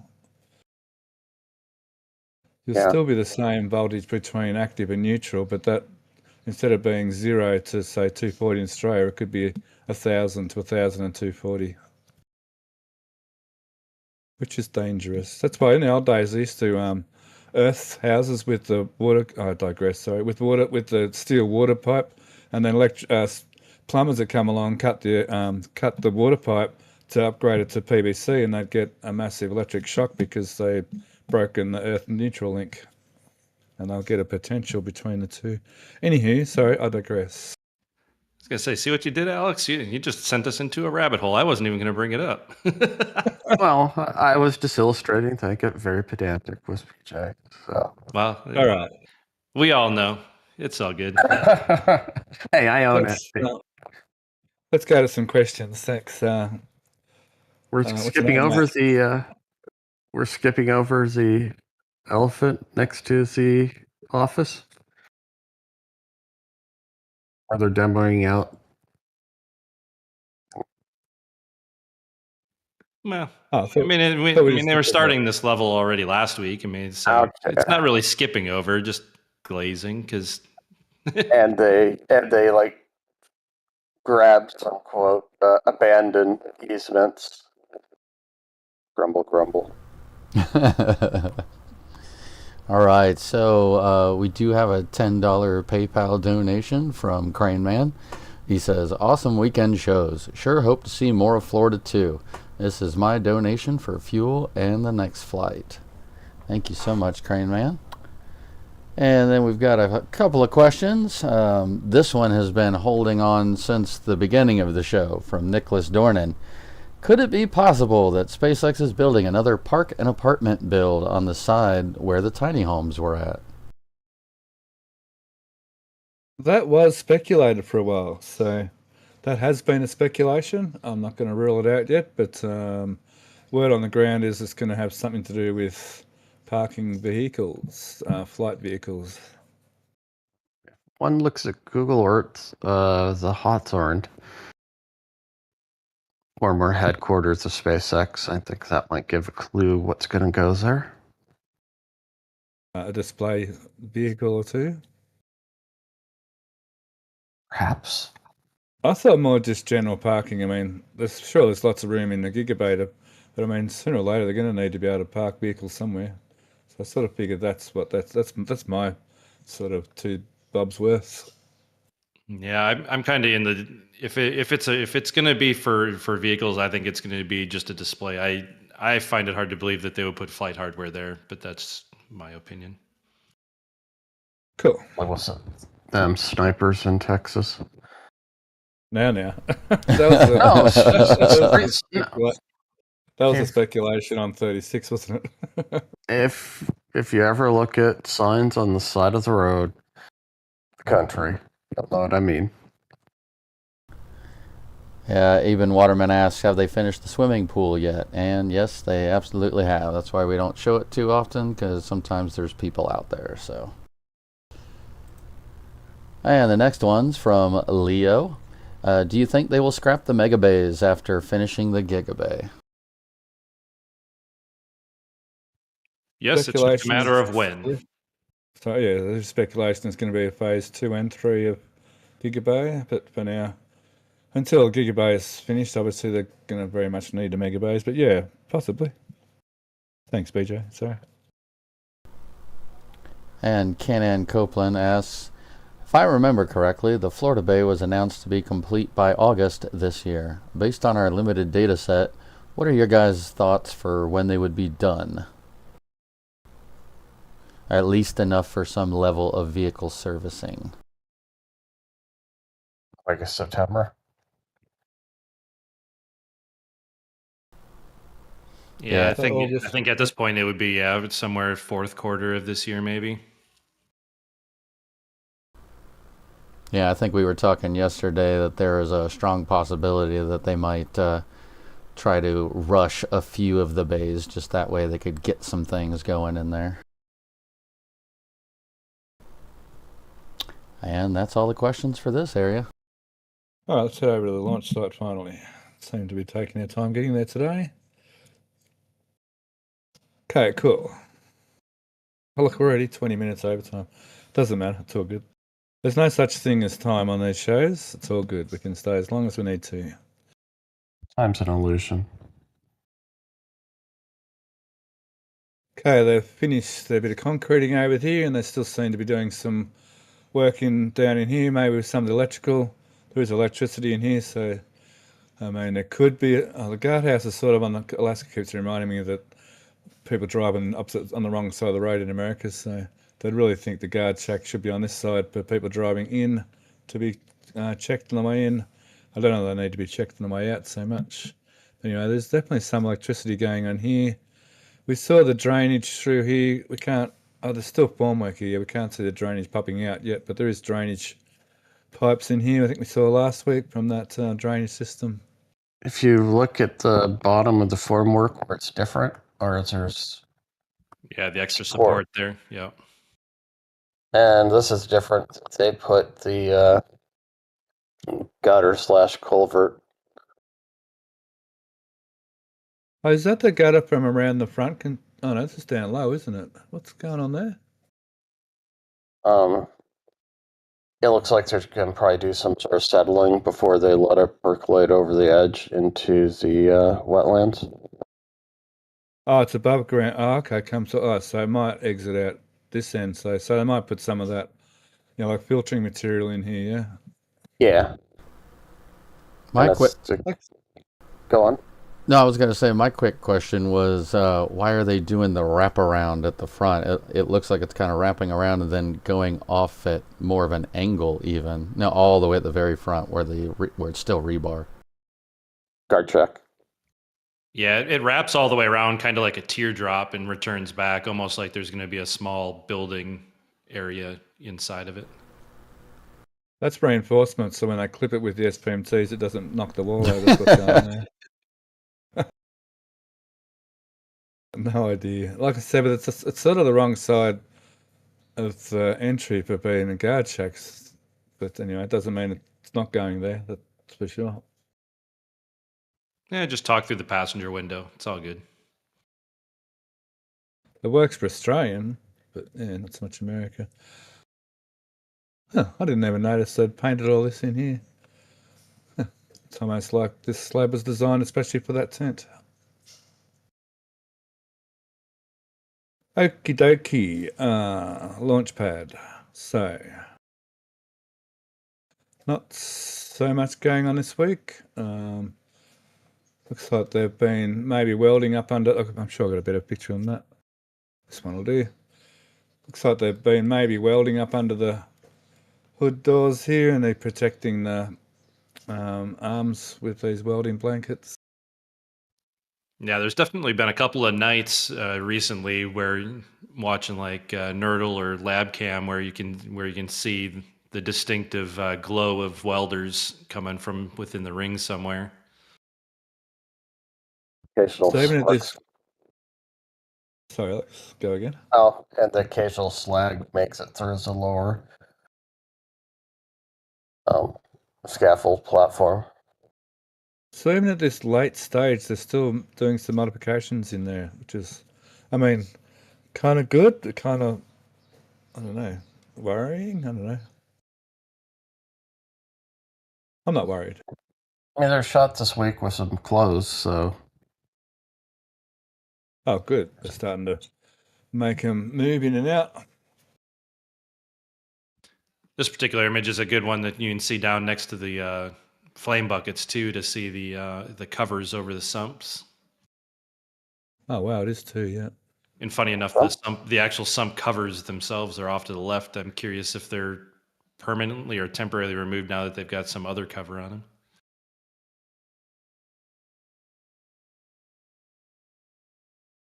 we have the opposite angle to see how they finish.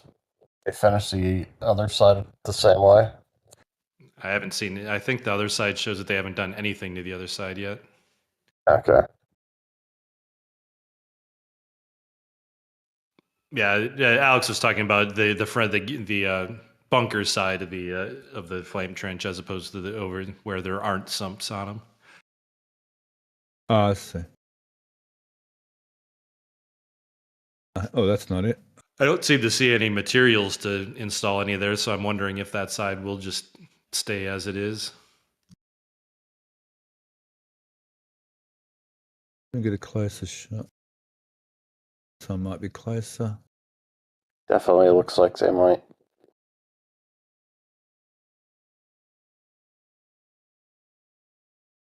That being left open down there, would that be problematic with by the time the plume's sort of rushing past? It would just generate a low pressure zone in there, so. Well, I don't think the sump sides, I don't think, have a vertical cover on the back end. They just have the two top slopes to essentially continue the bucket profile past them. So I don't know that you would, unless they were to cap off the sumps, they wouldn't necessarily need to cap off the other side either. Yeah, if they leave that open, I would agree. Cool. What? User what? No, I'm sorry. I'm stirring. Sorry. But we've agreed a lot more than usual. It's not as fun. It's all good. I'm sorry, I shouldn't say that. All right. This is a bit better. Zoom, I think. Yeah, this is better. Focus. Yeah, sometimes just as the shutter fires, the camera moves just the slightest bit and we get a tiny bit of blurring, but as you can see, when everything's good, the photos are just amazing with their resolution.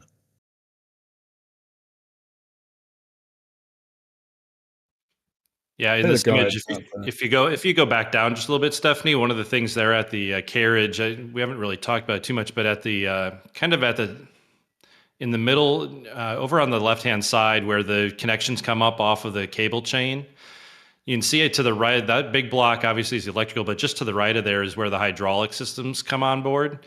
And one of the things I was kind of looking at is that that whole system there is downsized quite a bit since they've done the conversions. There used to be a very large hydraulic pipe that came down to the front and followed the underside or the front side of the carriage that went for the old sticks for the actuators. It's definitely putting a lot of confidence behind the electrical actuator theory because all that's smaller than it used to be. Yeah, there's still some weight on. I mean, I'm only playing devil's advocate here, but there is still weight for the hydraulics. If it's a new light hydraulic system where it's not actually pushing the ram piston out, where it's something to do with this new rotary system here, and it doesn't need the accumulators and doesn't need the bigger hydraulics. But yeah, I'm still in agreement with you, BJ, beat about it being electric for now. I haven't seen any. There's still a massive number of hydraulics on this and the two HPU units in between on the carriage. Yeah, I mean, I think SQD stuff is probably, there's some of that's probably still high, and then obviously the landing rails are still hydraulic, to my knowledge. So there's still, it's not like they've eliminated it entirely, but there's still some there. And those three flex hoses, there are 3 on 6 total mating with CHPUs, so none of that plumbing has changed. Yeah. And none of those flex lines have pull boxes associated anywhere along their lengths that's visible from ground shots, where everywhere else they're using those as raceways. They do have pull boxes on either side of the flex lines. Pull boxes to pull cables. Yeah, because if they're electrical, you'd have pull boxes, and yeah, and I did know one of the. I haven't seen any of the ground photographers get a straight view of all 3 ports, but I know of the 3 flex lines that go from the carriage to the actuators. The bottom one, I've seen some pretty clear images that show that it's all electrical cables that are coming across into that void underneath it. So I think those are the only three connections that I've been able to spot that even go between the carriage and the actuator. Best ground shot I saw was yesterday, and I can't tell if any wires are coming out. Perhaps you've seen better photos than I did. Yeah, I have to keep looking around. Yeah, it's. That's. I don't know. It's just. And on the carriage, there's only 2 hydraulic lines, and the third hydraulic is labeled as spare, where it comes from the cable tray. All right, well, we'll get an answer on that one day, I'm sure. I'm really looking forward to a definitive answer one way or another. There seems to be very strong cases both ways at the moment. For it's going to be had that day. Oh, absolutely.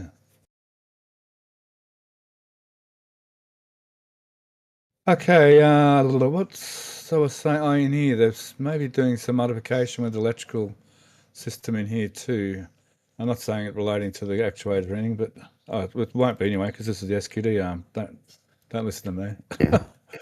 Yeah, that's where the pivots are for the electricals. Are doing the same thing that they did with the cryogenics. They have joints instead of flex lines.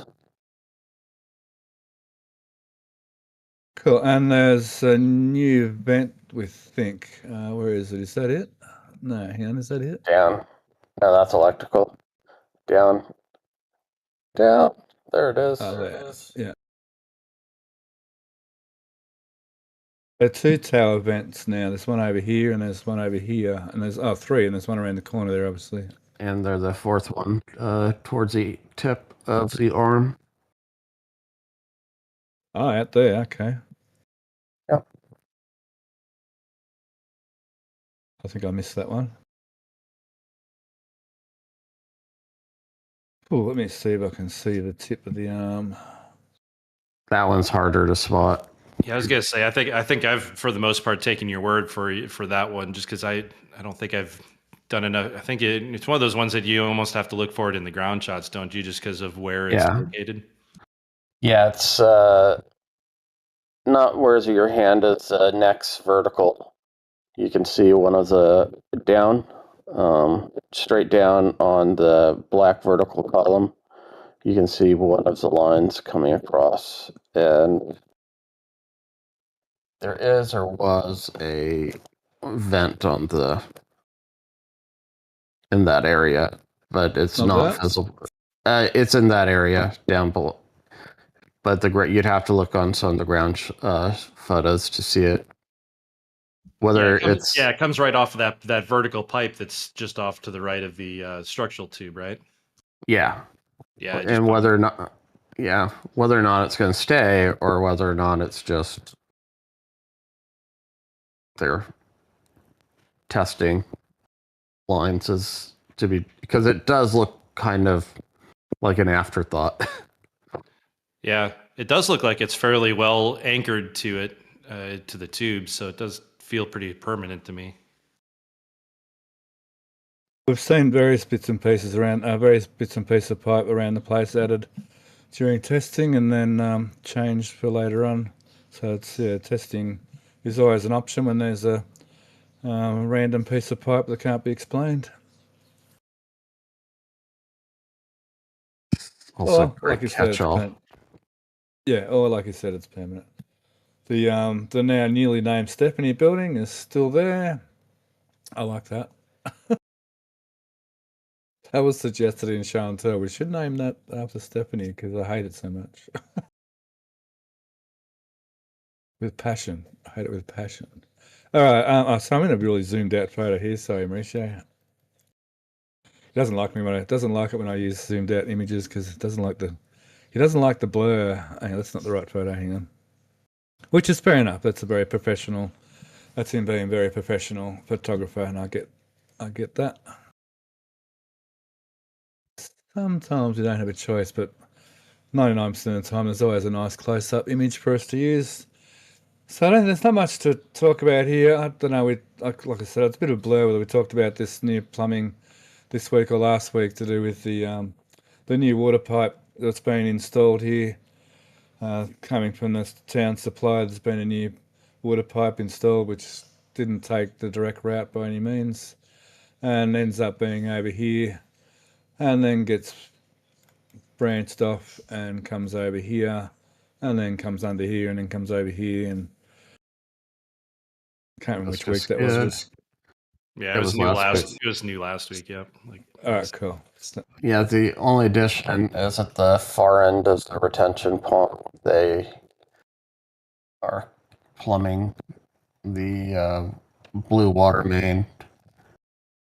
Oh, you mentioned that last week, and I didn't even look at it. Sorry, Alex. I totally skipped over that. You can see the anti-siphon. And I didn't look at it. The show and tell you said you'll love to see what's going on in the corner. I just didn't even go there. So was that, Alex, was that new this week or was that new last week? Because I know I first noticed it this week in this week's images. This week there's some ground photos when they were installing it. Actually, I meant I didn't look at it in the show and tell. Sorry. And I don't. It's hard to tell if it's tied to the drain or not because there's just not enough result. Well, yeah, it is because I guess I'm very confident, but I was almost positive that was tied in right there. Oh, that one it does, but yeah, it looks like it also has an outlet. Yeah, a bypass outlet to straight out into the Yeah. So this little siphon loop makes it look like they wouldn't be pumping. I mean, if they're pumping from the pond up, I would expect to pump back here. Yeah, that was my question, whether they're taking water this way or that way, and you suggested that it is. I know it's a lot easier to push water than it is to pull water. It is. It's not that much of a grade, so you could put suction on it, but yeah, you can't push it more than a little bit more than an atmosphere. All right, cool, thanks. So what else up this end of the build launch site? Not a great deal. Looking forward towards the middle. That's still missing an electric motor over here. I think it's by the inventory area. I think I saw it over at Sanchez. Okay. In that inventory. Yeah. Inventory area. Just quickly, because you said so. Probably down here I can't see it. Undoubtedly, that's, I believe, where I saw it. Here we go. Or I was looking at a previous week's, and I'll have to look to see if it is or if I was imagining it. I thought I saw it this week somewhere over here. I'll leave you with that one for now. And aren't those two big tanks in the middle there just hanging out temporarily? Oh, yeah. Don't forget these big things right in front of our eyeballs. Now, funnily enough, the ones that the Port Connector Road are still there, so these came directly up a ship rather than being stored anywhere. Correct.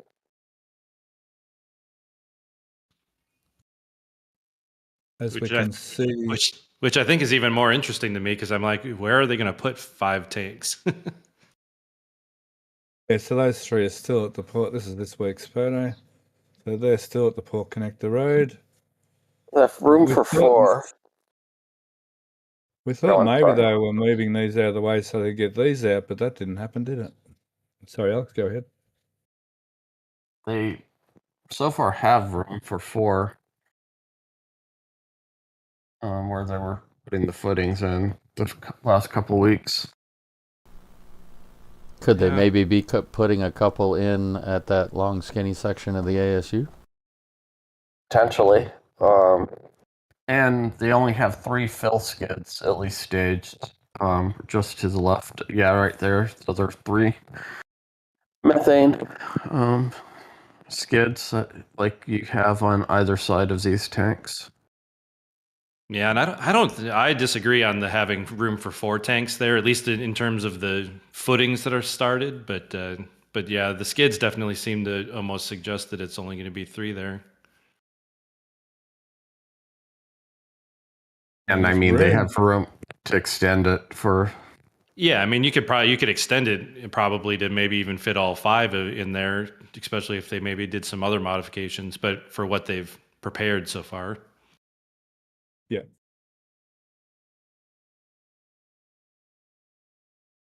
Which is kind of funny because all this potentially moves to way over out there once they get the new land clearance. I mean, once they start filling in some of the land. So we'll go to that in just a second. We'll head back to pad scrap for now, or pad rebuild, I guess we can call it now. Where is it? Dang it. Pad scrappage. It's pretty well. They've kind of finished the scrap part, I guess. They're pretty well torn out what they're going to tear out. They've taken all the cryo lines out. They've stripped the chopsticks and cut them. So I guess it's almost time to start rebuilding rather than scrapping after all. Sheet piles start showing up. The sheet pile guide, those 4 round right at the base of the tower. Yeah, they use those for alignment. We should see, like we saw in pad B, we should see a nice row of them all the way around the trench site. Yep. Now, they had a bit of trouble with only the first 1 or 2 was, and they had a bit of trouble with. The rest seem to be going ahead fairly smoothly now with the putting the cages down the holes. Yeah, it wasn't necessarily the first couple, but it's been within the first handful, yeah. Yeah, it's probably the mix set slightly too long. Because the actual auger bottomed out like it should have. And especially looking at the sorry state of the one try to place, it really looks like it probably wasn't tied right and crashed into the side of the bore. Ah, okay. Rather than, I thought maybe there was a bit of a collapse down the bottom, but okay, that sort of makes sense to what you're saying. I mean, they pressurize it. They're pumping at, I don't know, probably 40, 50 bar.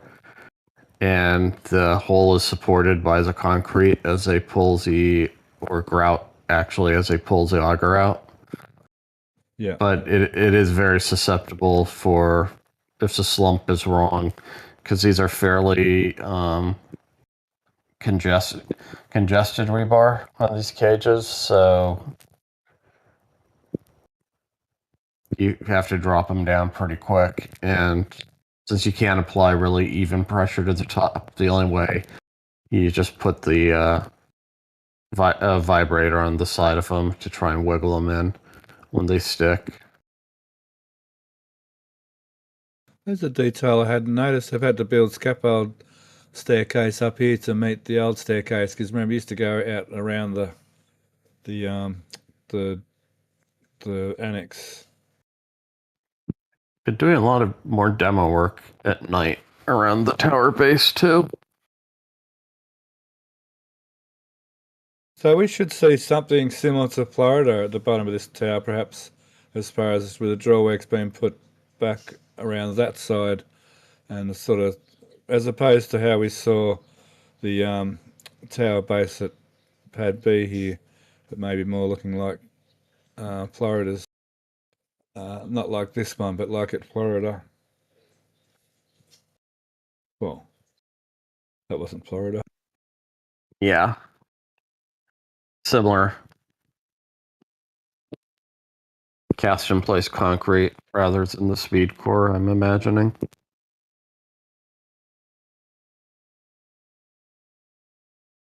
Oh, so many photos.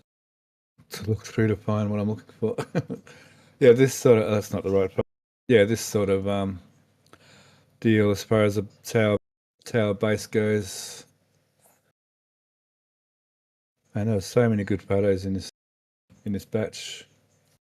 Oh, still the wrong side. I'll randomly click on the right one in a sec. This one sort of shows it anyway.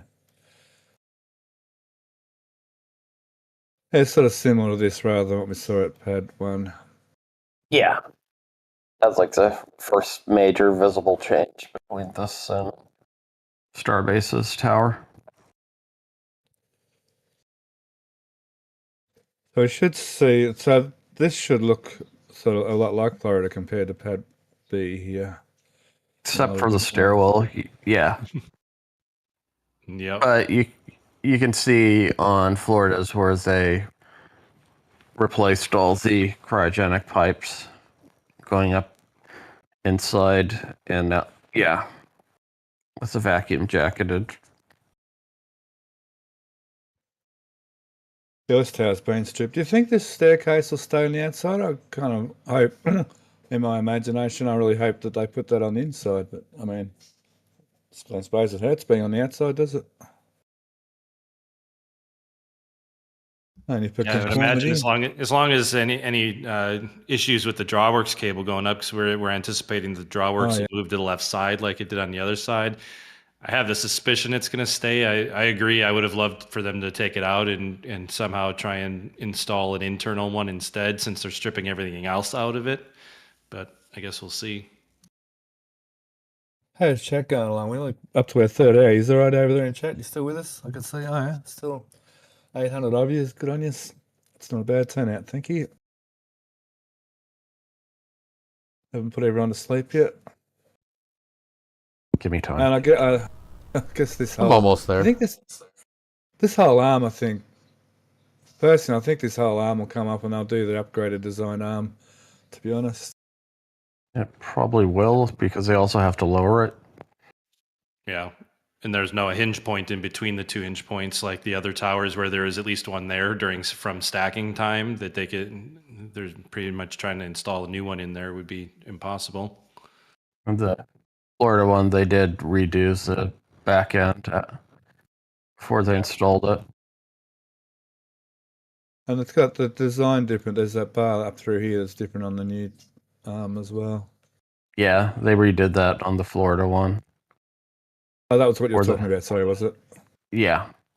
Yeah. And all this janky rubbish. Yeah, I keep waiting to see I keep waiting to see the actual connections near the end of the arm. At the beginning of the arm by the tower to start getting actually disconnected to really show that they're going to get it down soon. Once they have to reconfigure Marvin again. Yeah, I think as soon as they're done with the ASU lifts, I think it'll come back over and they'll put it back the way it was and come over here and take that down. I'm hoping they'll do it that soon. Yeah. Especially... Go on? Oh, no. I was going to say, and take the staircase down at the same time. Yeah, do it. Do it, SpaceX. Yeah, for a hot second, I thought they might be lifting the new tanks in, but this week, the amount of demos they've done by the old tank farm, it's clear they're just going to do it the traditional way.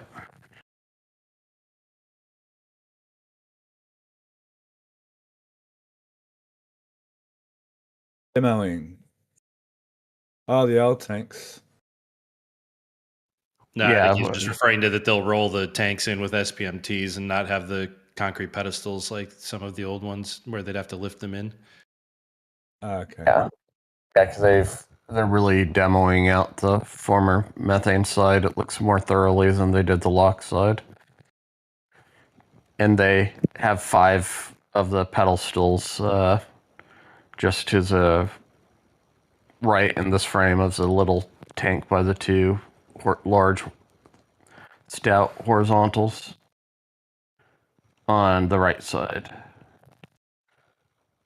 Right on the ground by the small tank. Yeah, right there. Oh, yeah. They're all. Great. You just gave BJ something else to write about. I've got a highlight. Good on you. Yeah, I actually didn't even. Those ones were hiding in just enough of a shadow. I hadn't noticed that they had arrived. Well, you're distracted by the weird place they're scrapping.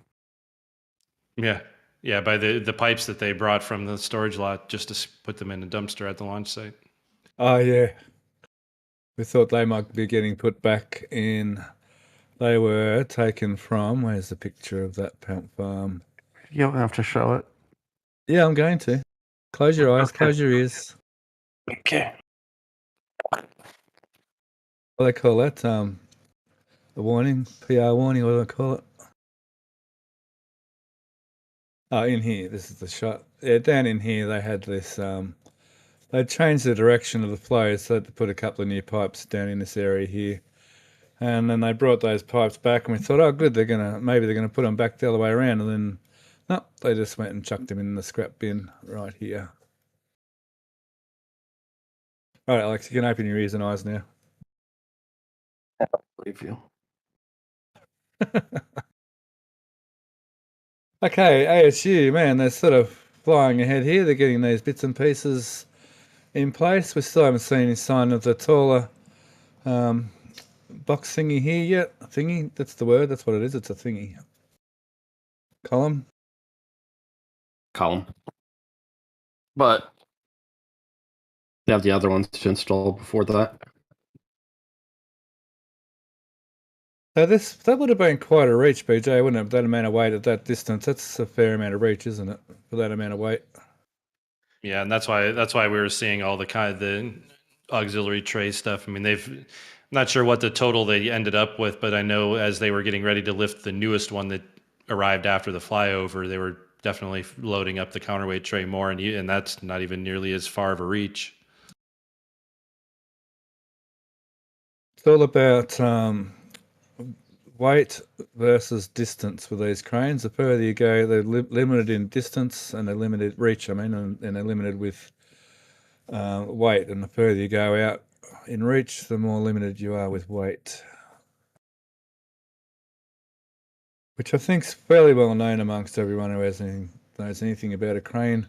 I'm sure that's new to anybody, to be honest, especially around Starbase. How's it go? You came to Starbase to look at the rockets, you end up being interested in cranes. Certainly for me, that was my experience. Okay, they're going pretty. Well, they're making some good progress here with hooking up all the compressors and the heat exchangers. Intercoolers, yeah. With your, what do you say, 5-stage 6 compressors, 6-stage compressors here. And there's going to be the auxiliary ones, right to the right of the blue ones. That pedestals. There's going to be more compressors showing up soon. They're not already.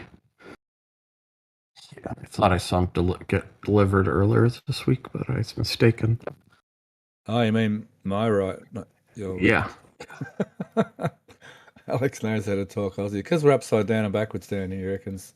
That's why I can't do my lefts and my rights, which is kind of funny. And then this week we can see that this set of pipes looks like it's going to be maybe an in and out to come. Maybe water flows over to here, does something and goes back perhaps with these two pipes. There's going to be a large row of cooling towers across here. All the way back. I thought it was only going to be this area. Maybe it's actually going to be the whole length after all. Oh, yeah. Cool. And, I mean, potentially, they might put one of those bulk tanks where this flares out a little bit. Yeah. Yeah, that's a definite possibility. Or it'll be a parking lot. Breakover spot. Looks like they've got more wall work to do here too, doesn't it? They've got more extension on that side, particularly. Yeah. Quasi-blast / privacy wall. Okay, yeah. Is there ever really a potential for ASUs to You know, like I wouldn't say explode, but I mean, you know, like B-18 pop sort of. Yeah, there's a lot of pressure stages inside. Oh, of course, yeah, there is a lot of pressure, isn't there? Yeah, yeah. So it's the same around here too, blast/privacy wall too. And maybe Yeah. there's still something in between here they haven't been able to do yet because of construction. They may even close all that area up as well in the future. The control bunker will probably be where the stack of crane mats and the blue dumpster. Right in front of the compressor hall. Right over there. here. Yeah. Oh, okay, that's sort of more, yeah, instead of there or there, actually here. Yeah, because there's going to need to be a host of water pumps, which will probably be just below the red crane up in here. Yeah. Because there is a lot of electrical just here. That some comes from this way and a lot comes from this way. And yeah, there's conduits stubbing out everywhere. Okay, I like that idea for now, for sure. All right, let me have some questions for the launch site there, Matt. We're pretty well ready to wrap up. We have got more than a few. All right, so one of them we'll go back over to the Gigabay real quick, and this one will be for BJ. I'm sure he can do it pretty quick. Outdoors Man is just having a little bit of trouble understanding the whole door situation. He was wondering, isn't the Gigabay supposed to be tied into the Star Factory, and how will they get the barrels in and out? So I'm sure you can explain that better. So Stephanie's probably going to try and find the correct angle that shows it, but yeah, we expect that that this corridor or breezeway, as I've been usually referring to it, will get covered. It will be enclosed, hopefully flush to the front edge, just for aesthetics and whatnot. But across that side of the building, you can kind of make it out here. There, each of the 6 work cells along this side that we expect to be the turntables. There's openings at each of those 6 that don't start until where you see that first floor there, which is at the 5th floor. We're expecting that to be totally open to allow those barrels and potentially even a bridge crane to come either to that wall or maybe even continue into the breezeway to be able to lift those barrel sections from the factory and then take them into the turntable. And then that'll be a covered area bridging between the Star Factory and the Gigabay all the way from one end to the other. I see what you did there. That's actually better. From the other way, it's actually ended up being that was just sheer luck there. Yeah, that's it. Yeah, without all the other steel in the background, it definitely kind of gives you that, lets you see that those are all clear, wide open areas. Zero skill there, I promise you. More what than class? Yeah, you know what I mean. All right, thanks, Matt. Yeah. The next question's from Troy Bates. Do you think they could save Mega Bay 2 for a payload integration building? Yes. That's also been a thought. Oh, sorry. That has also been a speculation. But I mean, once they build phase 2, 3 of Gigabay, well, they might not need it then. Sorry, Alex, I jumped in on you. Yeah, well, phase 2. I don't see a phase 3 because I'm pretty sure the footprint would. I don't know if there'd be room for a few more. Yeah. I think the phase 3 thought is more. I think pertains more to Florida. I think, but the only way I could see a phase 3 would be as if phase 2 and phase 3 were only 3 extra rows, like a half of a Gigabay expansion, so that it's expanded once into Megabay 1, and then but still have room to use Megabay 2 before you get to it. But if it's a carbon copy phase 2, the second phase goes all the way into the Megabay 2 footprint. Oh, gotcha. Yep, does too. Well, this photo really shows that. Yep. But by the time they do phase 2 as a big building, they may just be able to get rid of both buildings and already have payload integration in Gigabay Phase 1 even, couldn't they? All sorts of Indeed. options. Nothing set in stone, I would say, or at least from the outside perspective. And the next question's from Chris Nett, asking, are the large water farm tanks at KSC longer than the ones at Starbase? I don't believe so. I believe the one area where they're fairly consistent is the deluge. Yeah, my measuring's inconclusive. I took a couple of images and scaled the small tanks to match each other, and the big tanks in KSC are maybe 5 to 10% longer, but it could just be pixel counts and skew from camera angles and whatnot. So I can't definitively say it's bigger, but the fact that there's one less tank makes me give a hunch that it is, but I don't know. All right, back to Starbase, please. No. Yeah, we're working on it. Mokita asks, since we saw yesterday that Pad 39 has a decent number of subcoolers, do you think they'll add more in the tank farm expansion at Starbase also? Yes. Good, it's a Starbase question. Yeah, the Pad 1's heat exchanger areas a bit larger than Pad 2's. So was the question, are they going to add more subcoolers to Pad 1's area? Is that what it was? Yeah. Just to the expansion in general. Yeah. And one of the limiting factors I think I touched on, the flow rate out of the commodity tank. Until they fully populate with their final number, you won't, as far as the volume is concerned, that's sort of what their limit is right now of how fast they can drain the bulk storage. Yeah. And besides, it's not going to be anywhere there. We're pretty sure the new pump farm's going to be over in this area, so they'll have more room.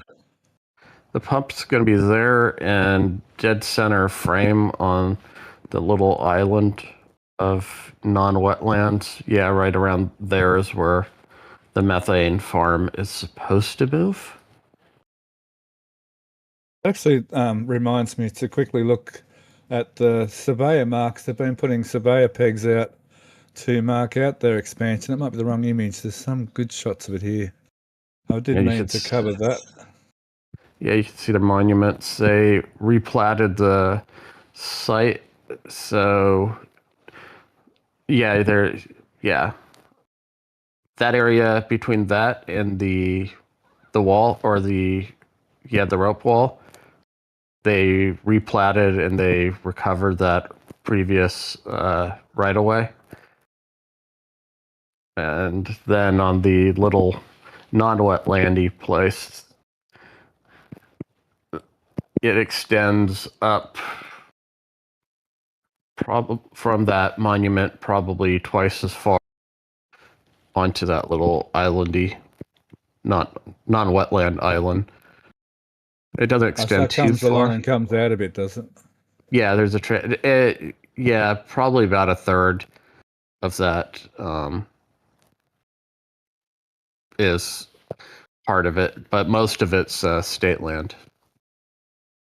But one of the reasons what they mentioned in one of their submittals of moving the tank farms there is to minimize wetland impact. Because that's also where they're going to have at least on their submittals, that's where the natural gas cleanup plant's going to be as well. So the first stage of the liquefaction train for methane. Cool. All right, and we've got ones that I'm going to combine from Sharpie and Outdoorsman. One, how tall will the ASU be when completed, and how will they get the fluids over to the launch site? The primary tower, condensing tower, is 160 feet, so 40, would that be 45, 48 meters? So essentially, like one of the large tanks, the hot dog tanks, basically put one of those vertical. It should be slightly larger than one of those standing up. One of these? Yep. Cool. Yeah, because I think it's 4 by 5 meters, I want to say. But yeah, they're bigger than the hot dog tank, but smaller than a booster. And for transfer, they'll be going under the road, right? Yeah, they'll probably build a culvert very similar, or between the tower, integration tower, and the purging, because the lines that are crossing the road are going to be fairly small. There should only be 4 to 6 of them, or actually no. Yeah, as few as 6 is probably as many as 12. Unless they're bringing high pressure gas over, in which case then there'll be those lines. But as far as cryogenics, they'll be. And Rex Johnson is asking, any idea how many people the ASU will require during operation? Potentially 0. They're generally remotely operated, and you just send a crew for maintenance because most of it's pretty much automated. Right. And then at the Pad 1 tank farm, Mark G is asking, do you think they'll be taking away those 2 last large white tanks when they get the new ones in place? No. Not initially, at least.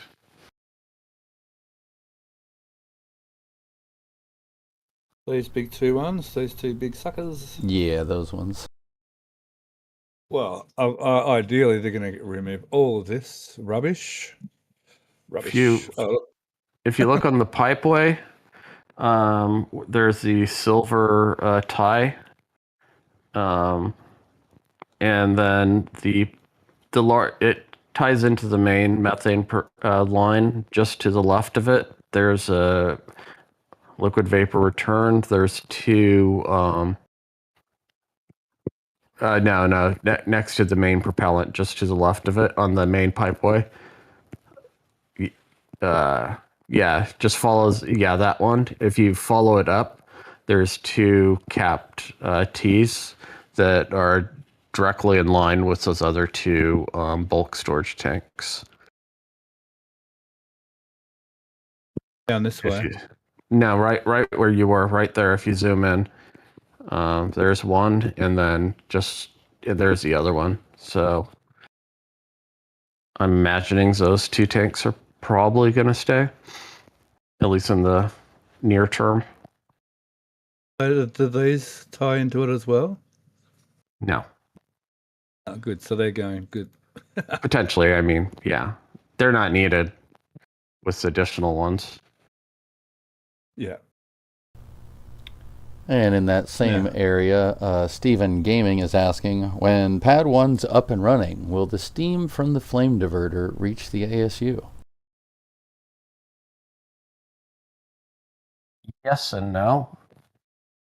It'll probably be heading more or less vertical by the time it gets to Highway 4, if not dissipating. Depends which way the wind's blowing too. If there's a strong onshore wind, it'll probably not get anywhere near it. Yeah, the couple of stack fires from Massey's, you could do, especially when, what was that, 36 that went? You could see the winds were blowing the plume pretty much right back at the vehicle. Okay, and it turns out that I was wrong with the earlier question about the 2 tanks that might be leaving. He was actually talking about the 2 smaller tanks that are on the other side, all the way to the right. All the way to the right. Keep going. Keep going. Yeah, not the really big new ones. Actually, they're not the small ones because those are actually a bit more capacity than the other ones are. Gotcha. Yeah. Sorry, I meant smaller lengthwise. Yeah, those are probably staying. Well, like we say, at least until I get this other methane farm up and running. And Alex, do you think they'll have this? They should have all this operating by the time they're ready to use Pad 1, won't they? They'll have the new pump farm. They should have the new methane farm, yeah? It would simplify, but as we saw how they were building out this one concurrently with Pad 1 being fully operational, they can schedule around. And it's sort of looking like very much that they're going to they're setting it up so that they can do them completely independent. And even use this farm in the interim, perhaps. Well, that farm is always going to be for Pad 2's, Pad B. Going back to that plume thing, I think a lot of people have an idea that the plume's going to come rushing out here and be like like the plume off the back of the rocket and be like out here like a jet blast, but it's really not going to be like that, is it, Alex? It's going to be more dissipated and sort of, billowing up by now, isn't it? It's not going to come like straight out here, is it? It's going to shoot out a ways, but it'll be, because of the heat, and it's going to be rising fairly rapidly. And it's also going to be a lot more de-energized from the water interaction than Pad 1's was. Yeah. Because they're doing a lot more to try and steer, because Pad 1, they were making minimal, if any, effort to redirect the plume, except away. Yeah. So, we saw a lot of blasting through here. We saw a lot of these things get knocked over, but pushed over, and there was always signs of what that person was concerned about. We're not going to see that so much with these new trenches, are we? There'll be an extent of it, but it won't. There's a lot of secondary interactions, which with this deflector, there's going to be 3 interactions with the main plume. It's the ground before it's free of the trench and starts its free expansion. You're going to have the initial where it hits the ridge and the sides of the deflector. Then there'll be a secondary where it interacts with around the bucket. And then there'll be the third where it interacts with the ramp. So right there alone, instead of coming to a complete screeching halt like you had on Pad 1, and then all of the shock waves and pressure builds up from you bring the flow to a complete stop before it's bouncing on its way. There'll be a lot more control with in water interaction with the plume, because on the underside, the primary interaction you had was just directly beneath each Raptor. Well, here there'll be what's directly under each Raptor as well, with the additional water coming out of the deflector that'll be interacting with the flow for a much longer duration. So it's a much better way to try and control and de-energize things. Thanks. Appreciate the explanations. Steph squirreling out on the beach. Yeah. We got one last question for today. I'm on holidays. From Schizo Quark. It's going to be a good one for BJ since it's about the Gigabay. Any speculation why they wouldn't have an aisle connecting the 2 longer corridors in the Gigabay? I guess right now it would be that you would give up workstations to have a way to get from one aisle to the other. I think is the biggest thing. And some of the theories in terms of use would suggest that one half of the bay is going to be all manufacturing, and the other half will be refurbishment and pre-flight and post-testing work, which would be completely different sets of work.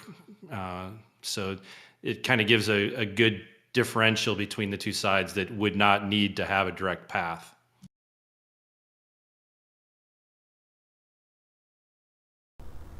Yeah, I would have expected if they were doing the transfer, it would have been on the other side, so that phase 1 and 2 would have allowed the transfer to occur there. But I agree with BJ, separation of concerns. Yeah, and that's one of the things that I've been curious about would be is if when a phase 2 is built, would there be some kind of crossover aisle between the two segments that would be part of the expansion? Of course, that would have to require the use of removing the lower doorways on those two sides, which at this point, there's no evidence to suggest one way or the other whether those would be able to be removed or not. Yeah, I'd imagine it'd probably, depending how they tie the two structures together, if they could basically brace off of each other rather than using the. But I mean, if you look at the bulk of the building is designed to act as essentially 3 diaphragm walls, only held at the bottom and at the roof level. Yeah, I mean, if you were to take those the aisle bridges off of the mega bay side, when you look at the structural elements, at least from an outside standpoint, the structures of the doorways would be identical, which leads me to think that maybe there's a chance that they could take those sections out and make it full height into an expansion. Yeah.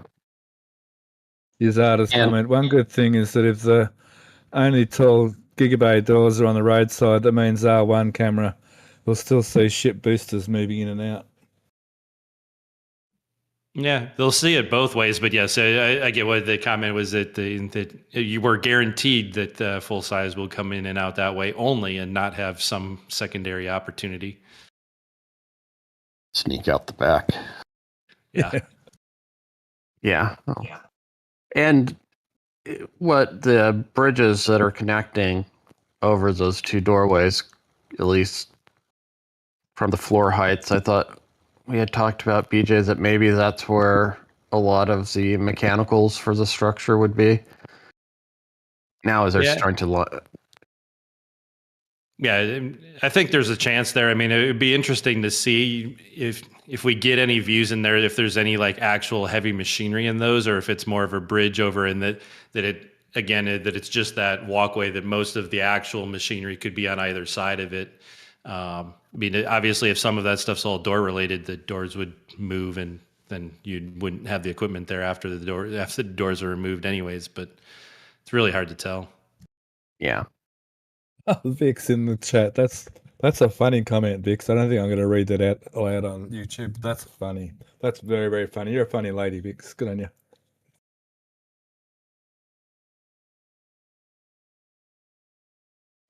Yeah, funny. And that's everything. Alrighty. All right. Thanks, Zach. I did want to make sure we mention the markers, so that's sort of giving us an indication that we may see this area get filled in sooner rather than later. A bit like what we saw, this triangle here sort of happened fairly quick, sort of under our noses without us sort of knowing what's going on there. So be good to see the expansion happen very soon. It'll give them like, twice the amount of area at least once they build that out. So that'll be awesome to see. So that pretty well wraps up the show. And thank you, BJ, very much for being with us today. No, thanks. Always a pleasure to be here and get a chance to talk about all the things we saw and share it.